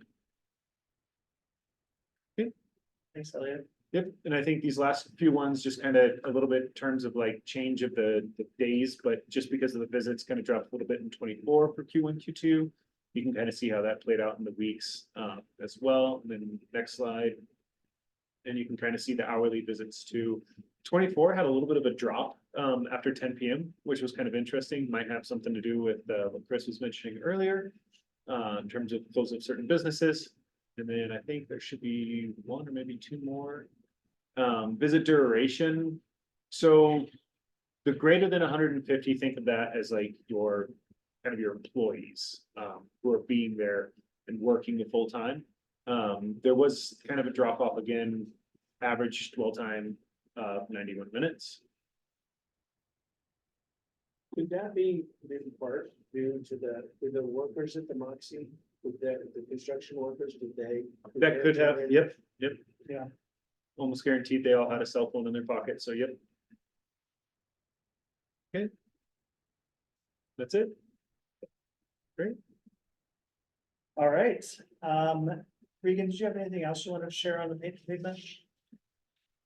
You're on your agenda. specific, but- Okay, great, well, that concludes matters from staff. Thank you very much. Next up on the agenda is actually the discussion of bi-monthly check-in recap. We've dealt with most of the items that came up in that recap. Tel, I don't know if you wanted to bring up anything specifically. Thank you again for making that opportunity for us. I think it's a really valuable opportunity to be able to kind of continue talking about the work that we're doing on the commission. Matters from commissioners, I sent out a letter to the commission today and to staff. Basically, in response to, or it came about as a response to the knowledge that there would be an increased ask of the UGID fund to fund the streetscapes project, an increase from $250,000 up to somewhere around $750,000. $727,500.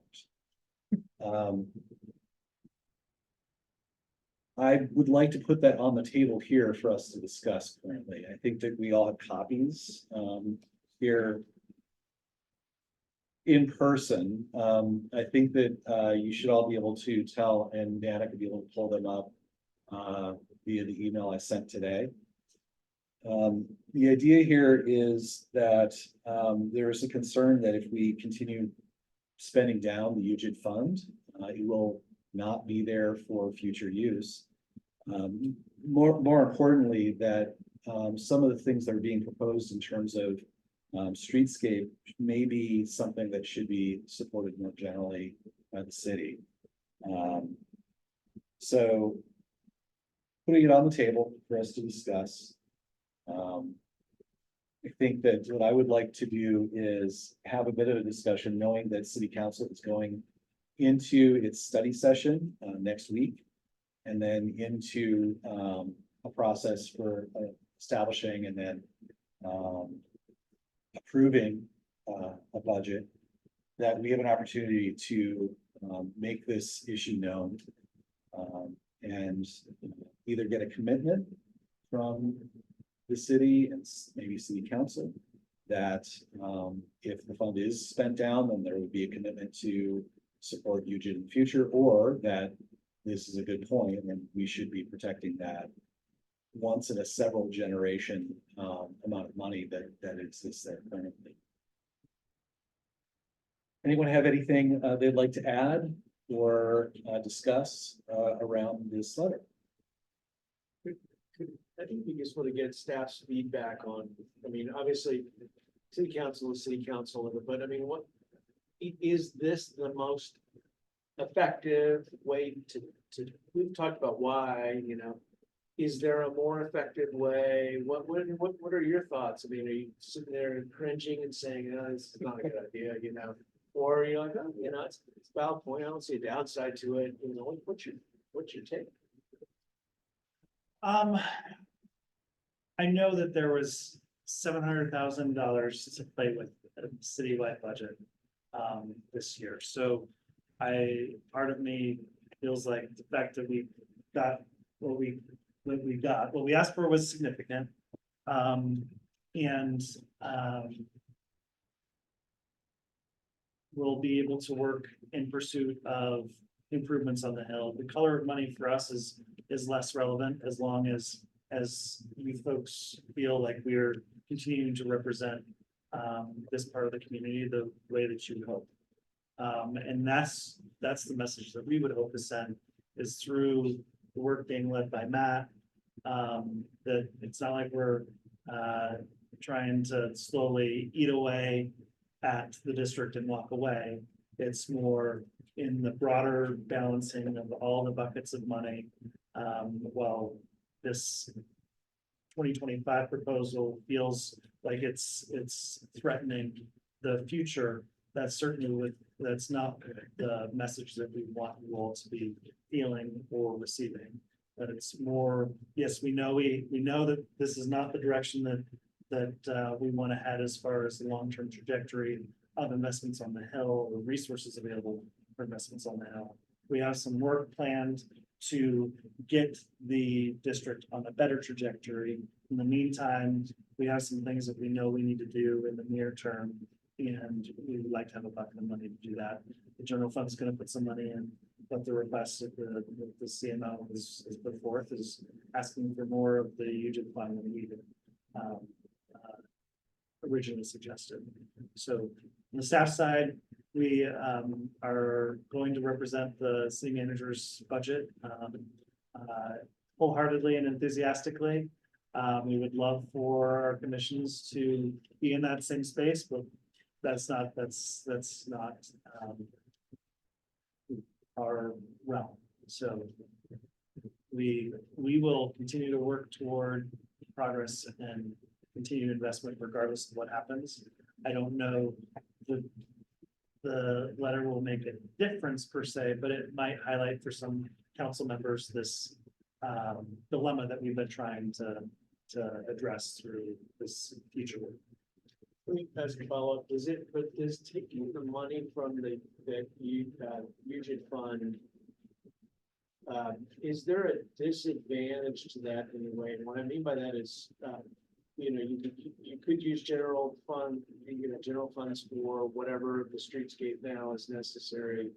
I was talking to that before, but if there is something big later on, let's say 2 years from now, it's like, here's what we're gonna do. We're making this up. We're gonna build a parking garage on 14th Street lot. Probably not going to, but you know, whatever we did there. And you needed $3 million, $4 million to do it. If we've got it in a pot already, we can use that money. Whereas to cause that event to happen, then there's like this $1 million, or maybe at that point, $2 million ask that's got to be made from the general fund, or you've got to raise it through bonds or whatever. Are we tying our hands by taking that out of the UGIP funds? In the context of a $500 million budget, I would hope that the answer is no. But I don't think it's unreasonable to be asked to be held harmless in future priority setting for investments on the Hill, that even if we spend these dollars down from this particular bucket of money, that in the grand scheme of prioritization of capital investments of the city, that the district is held harmless for future possible investments, for whether it's the 14th Street lot or pedestrianization of 13th Street or whatever it is. I don't think it hurts to kindly say that and get that commitment set, because I think that is that is where the city is at, and I think that is the intent of the city manager's office. Even if they're dipping into this particular budget bucket deeper than we had originally all collectively given our thumbs up to. Well, and less equitably when you compare it to other districts. I think that's really what where I sit. Is if what we were talking about is we're suggesting as a city, we're gonna take 25% off the top of each district's fund balance, then we'd have plenty of money to go around. But we're talking about 25% of this district's and much less in other districts. And that, And I would probably push back on that a bit. I would say that Cajun gets dipped in to quite a bit. It is our healthiest fund, yeah, and Cajun is paying for 100% of the ambassador program sure, in the city's portion in the downtown, whereas Mugit is not being asked to pay, as an example. right. Out And of it's respect for, yeah. mainly because there's no money to do it with. I mean, if, you know, there was fund balance there, then we would be, you know, gladly helping participate in that kind of way. I think that's the biggest concern is, you know, in order to be, is this, I'm asking myself, like, okay, so how long would it take for us as a district to generate the kinds of funds that we're talking about? Let's say we pay for the whole thing, $1.3 million, whatever it is. How long would it take for us in its current state to pay that $1.3 million? The answer is a ridiculous amount of time. It would be in a generation. Yeah. Is this a once in a generation improvement we're talking about? It's probably a once in a several year, less than a generation by a significant amount. That's what's unequitable. The ask does not match the ability of the district to actually recoup the funds to be able to then redo it again at some point in the future. And on top of it, the city itself is committed to ensure that we're investing in the hill. And that's what the selling of the lot represented. And that's what that money that's in the district's fund represents. There's an additional commitment that the city needs to demonstrate to show that that will come to fruition.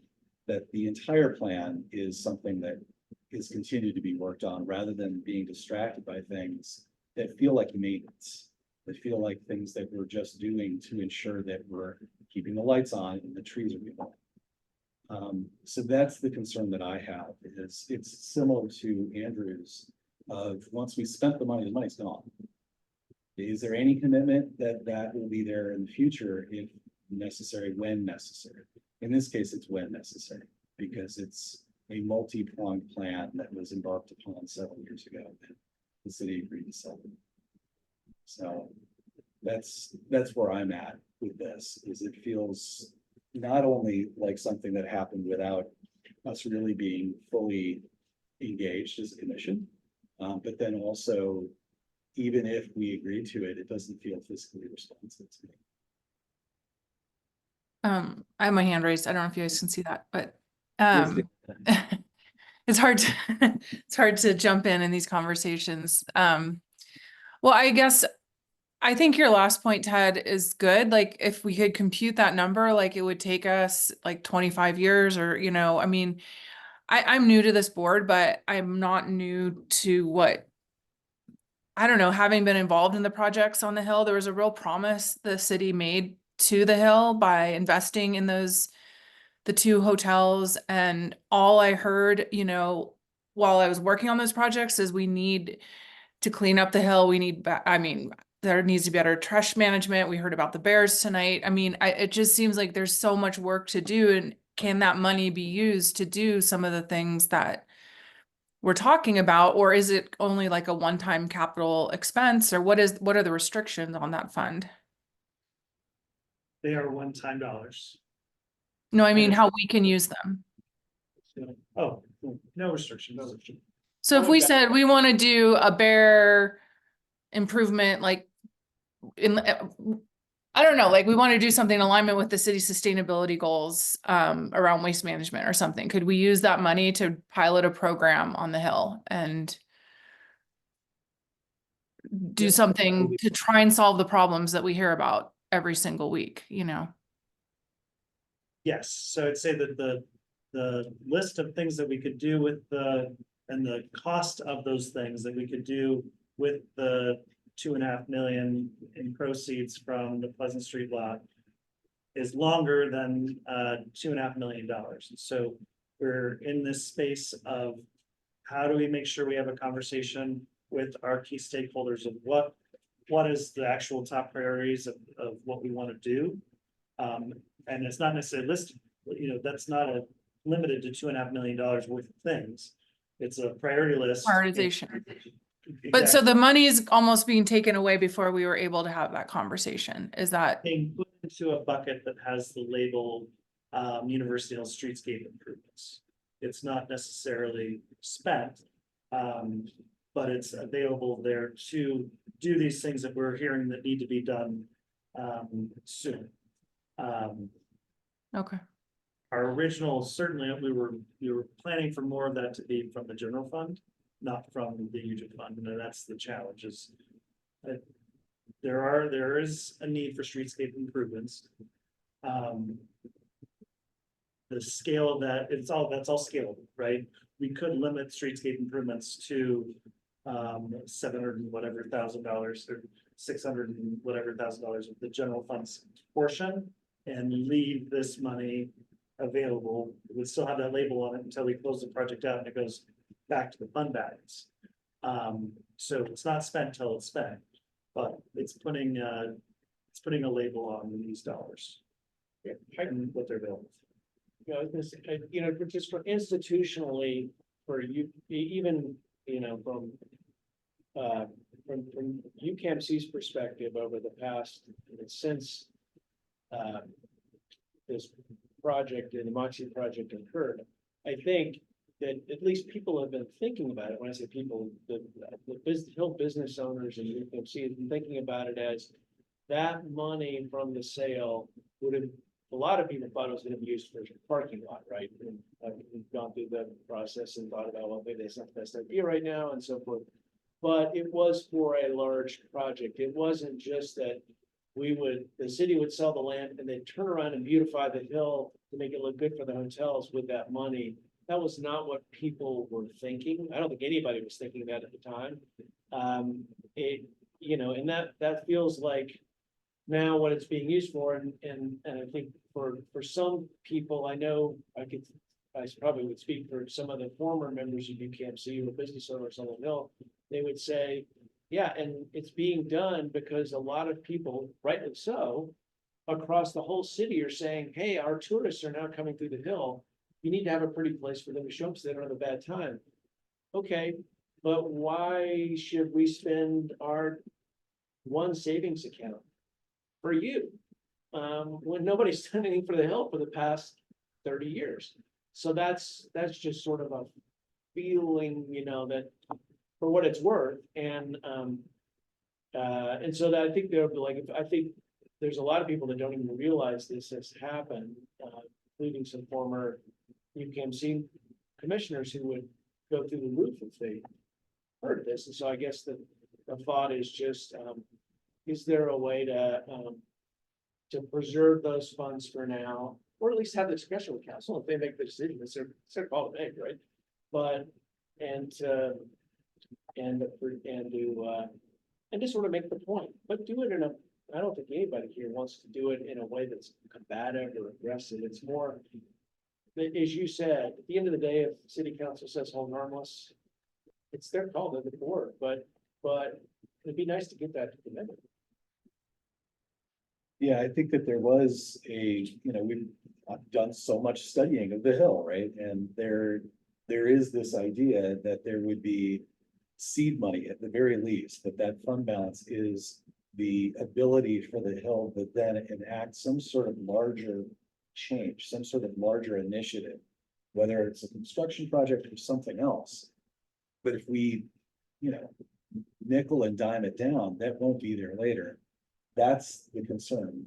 I don't believe that was the intent. I haven't gone back to look to see what the push was when this was approved to have the sale happen, beyond to enable the Moxie Hotel. But I would almost guarantee there's other language in there.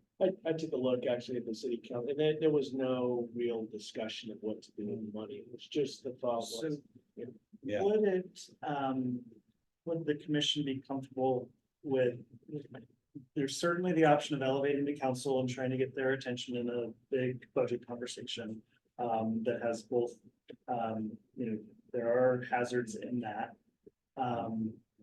Or could there be a motion of some language for staff's consideration associated with the original amount of money that you all did support to the tune of $250,000, that staff will prioritize the general fund, spending the general fund dollars first, and no more than $250,000 towards streetscape improvements.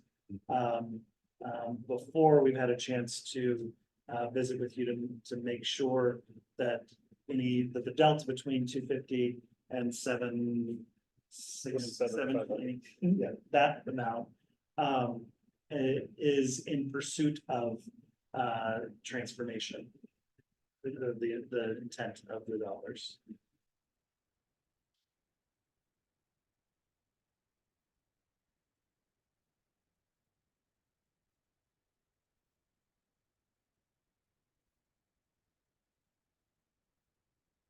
It's an interesting proposal.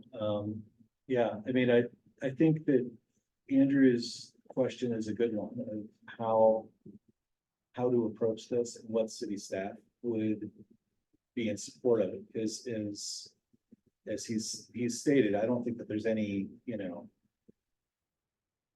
desire for this to feel combative.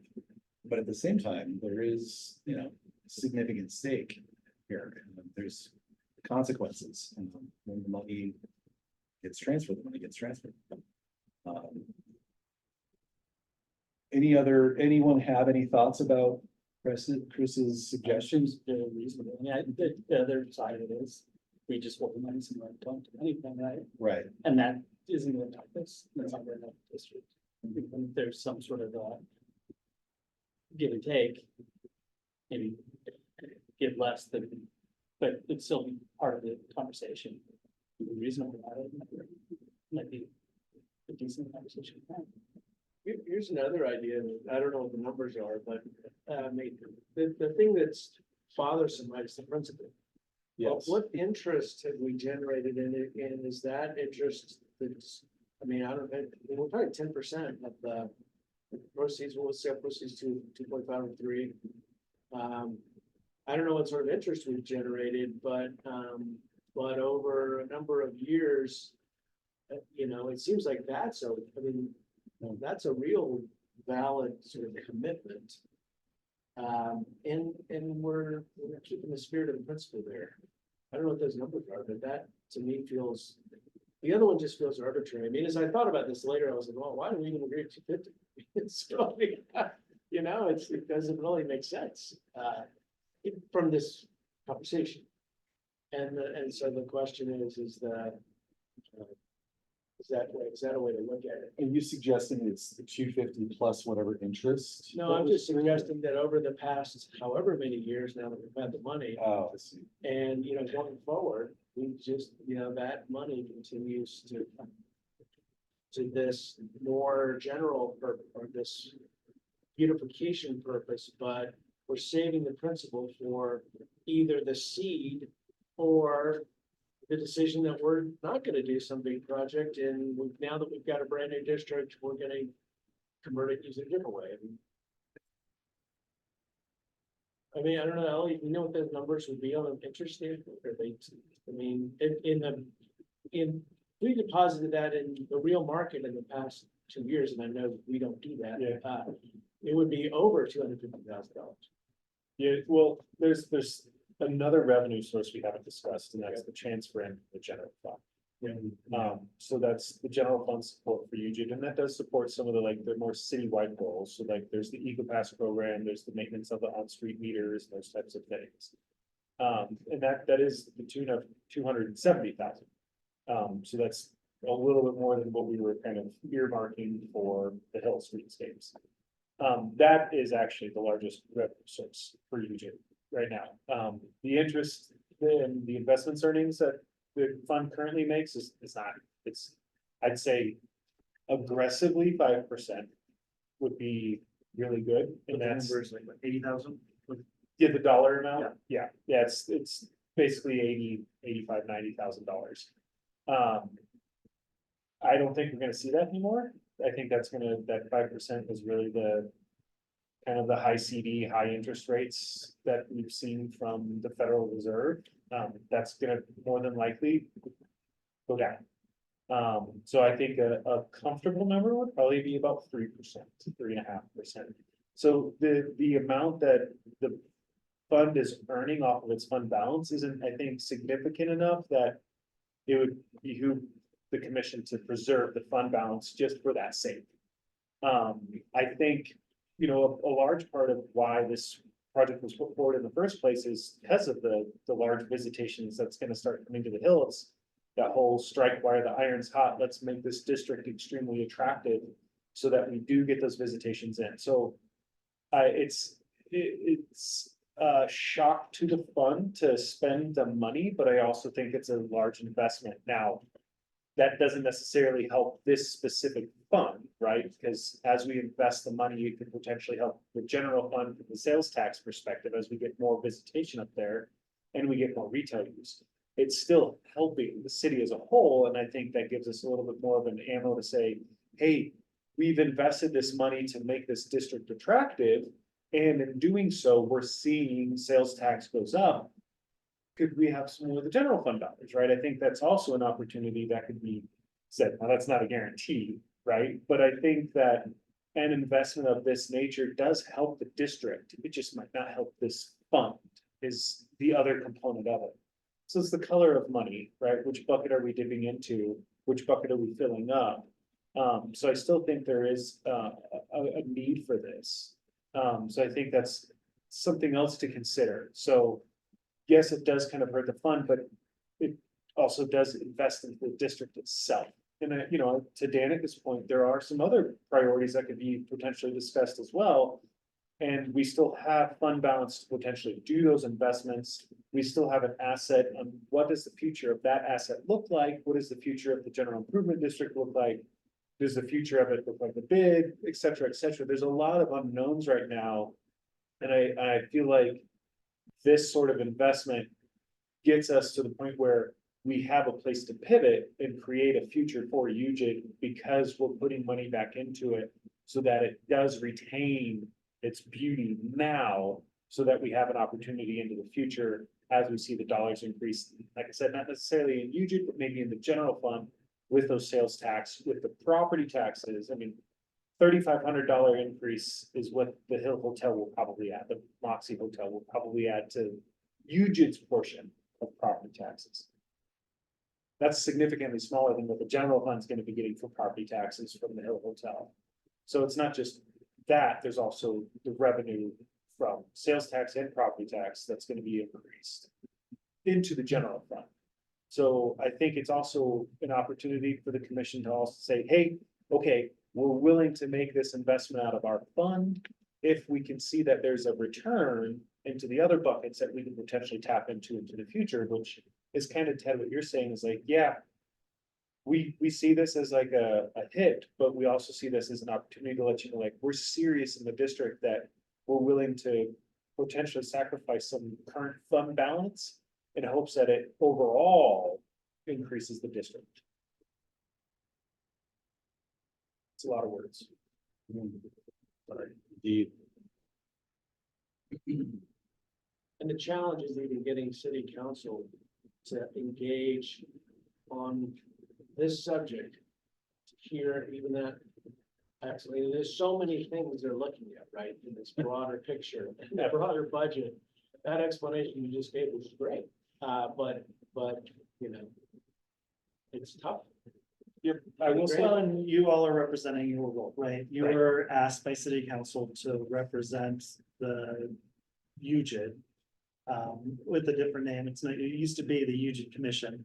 And so you're certainly doing a great job of representing one little piece of a really big pie that council's not empowered to really be as close to, because they have a lot of different competing priorities. So certainly trying to balance that management of that piece of the pie with the broader priorities that we're hearing from the community.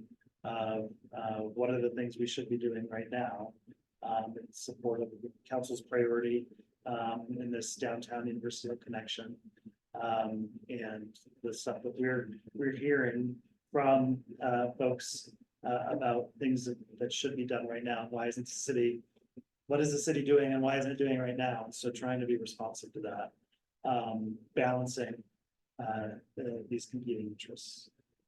Let me ask you this, I mean, so if we were to send this letter, which I'm starting to feel like there's not a downside to it, as long as it's soft. It's not, and the question becomes, do you have concerns with the tone, or there are ways that you think are things that are inaccurate or disrespectful, or things like that, where if we were to, if some of us or all of us were to communicate with council members and send it with the right message, right, which is, we're just trying to elevate the issue. I'd say the only thing that is contradictory to the city manager's recommended budget is the request to preserve the funds. So that would mean either we spend less money on street, or allocate less dollars for streetscape improvements, or allocate more general fund dollars for the same size of project. So that's the only element of this that feels a little contradictory to what the city manager is putting forth. And so it would be our hope that we can get to the same space. Where we're at.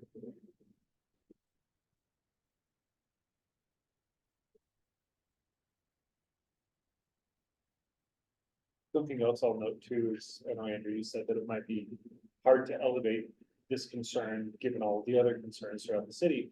I will say that there is still, one of the 11 priorities was commercials connection between UGID and KJ.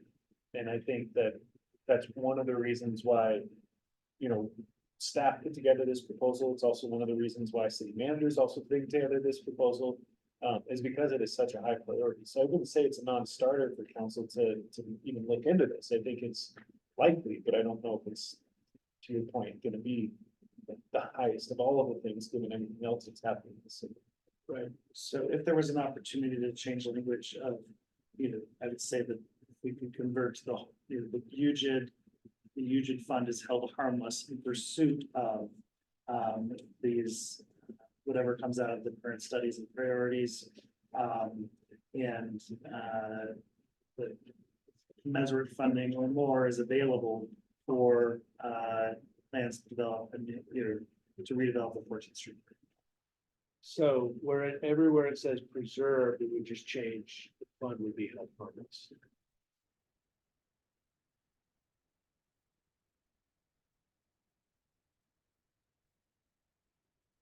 Well, we did say preserved or held.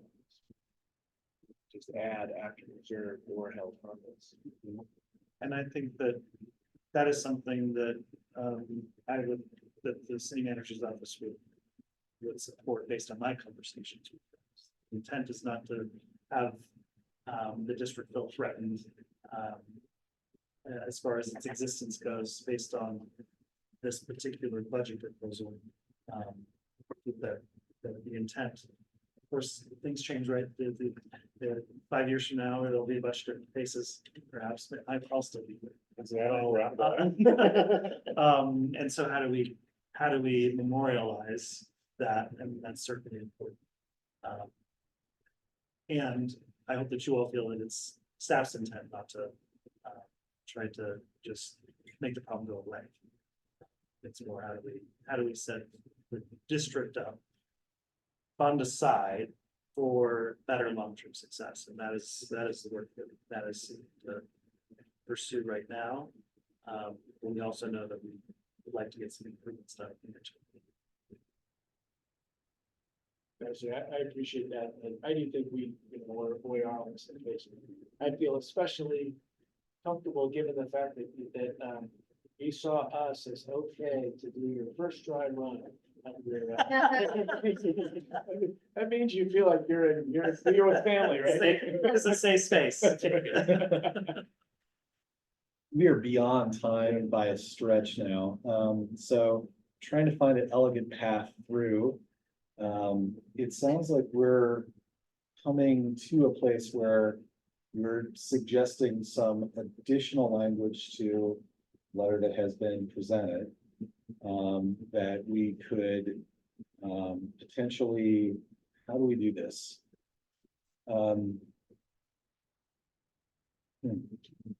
We did this once when we were doing the letter for council too. How do we get Yeah. this properly without violating?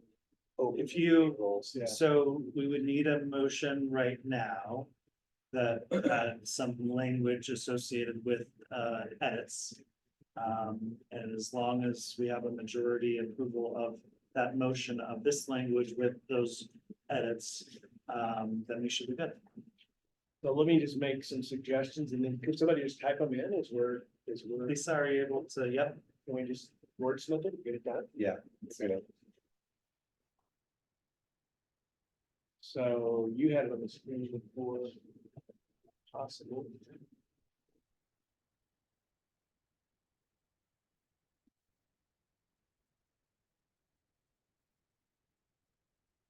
So everywhere it says preserve or preserved, you just do a word search, but I see it in the first sentence there. It's probably just, I think it's okay to leave the subject the same, but the first sentence it says funds for the Pleasant Street parking lot be preserved or held harmless. It's a little.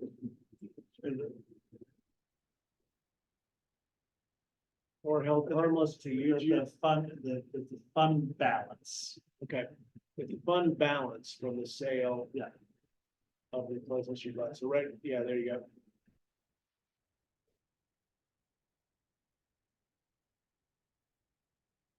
And then I know that there's a sentence at the end there where it probably says the same thing. Yeah, last paragraph. We respectfully request, however, that the city council preserve or let's see, the city council. How about we respectfully request, however, that the funds from the, what do we call it again? The fund balance. Fund balance. That the fund balance from the sale of the Pleasant Street lot be preserved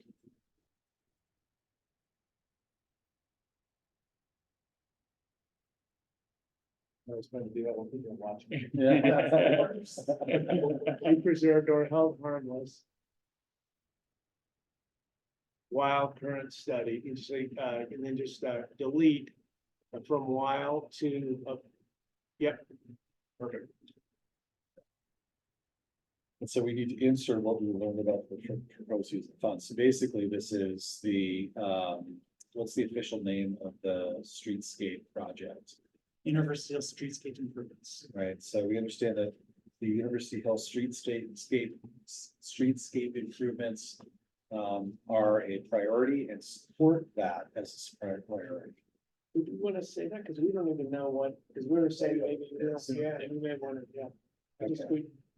We just want to say, we understand that the current proposed budget for 2025 There you go. utilizes 700 and whatever of the fund from the sale of Pleasant, fund balance from the sale of the Pleasant Street lot, right? Yes. I have to go. Can I register my support in advance of the vote, or I can put this on my phone if you need my. No, My- Dan, I think we can register your support if what you're saying is that you generally are agreeing with the direction we're taking here. Yeah. We can take that as proxy. Yeah, I like that we're.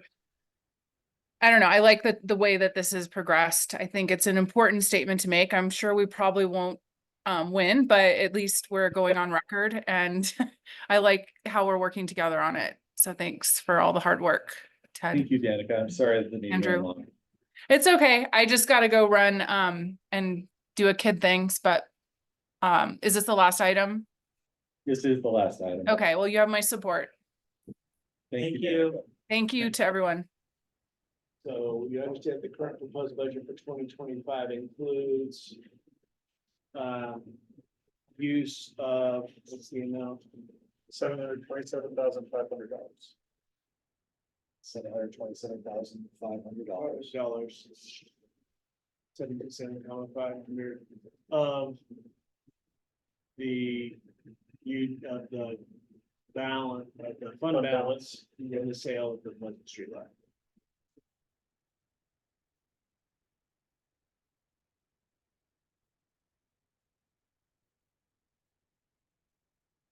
Which is fund balance from the sale, yeah. And then the only other thing I thought we should. I guess that You might be. probably don't need both. Capital From this. Budget to see a few budget lines. Let's, if you don't mind specifying the current proposed capital improvement program budget. Yeah. There's more than $727,500 in the use of the funds. Yep. Current proposed capital improvement budget. Yes.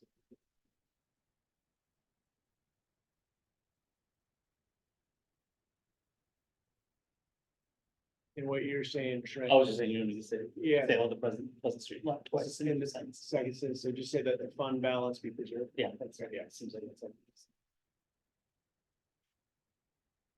And then the only other thing I was thinking that if, the paragraph above. Where we're talking about all the work, now we know we could insert before there are many ideas under discussion. We could insert as well. Perhaps most importantly. The city staff is proposing. And we support. And we strongly support. The study of what we call it, the improved, or the improved district analysis. Yeah. Or we strongly support the improved district analysis study, right? Is that what you're calling? Is that not? That is not, yeah, it's not what it's called. Do we want the full title of the memo, commercial area? Or do we want It's that we were focusing on that one first specific project? Improvements and. Improvements, district analysis? improvement district. No, Let's just look it up. and my. Computer died. Here, I gotta look it up.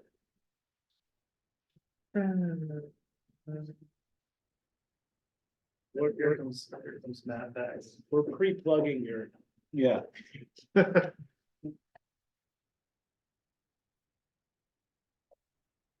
Regan, do you have what's the name of the second? Work product out of the analysis and improvements and. District. What? In the presentation, you Yeah. mean? yes.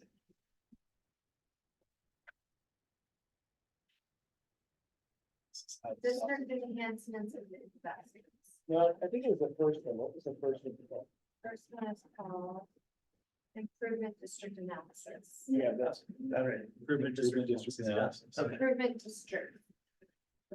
We want to capitalize, so we can capitalize the improvement district analysis, so that it's. Yeah, so capital I, capital D, capital A. It sounds like it's a term of art now. Yeah. Great. All right. At the very top, we need to adjust the date. Let's make it today's date. Thank you, Lisa. I'm going to make a motion to accept this letter to city council. As presented on the screen here in this meeting. For a second. Okay, let's have discussion. Parliamentary procedure. Tell, I know you're remote. We haven't really been great about making sure people remote are getting the most voice here, but I want to make sure you have had a chance to say anything or if you have any feedback specifically. No, I'm supporting this entire conversation that we've been having over the last 10 minutes. Great, I appreciate that. I apologize if you felt a little remote there. Any other discussion?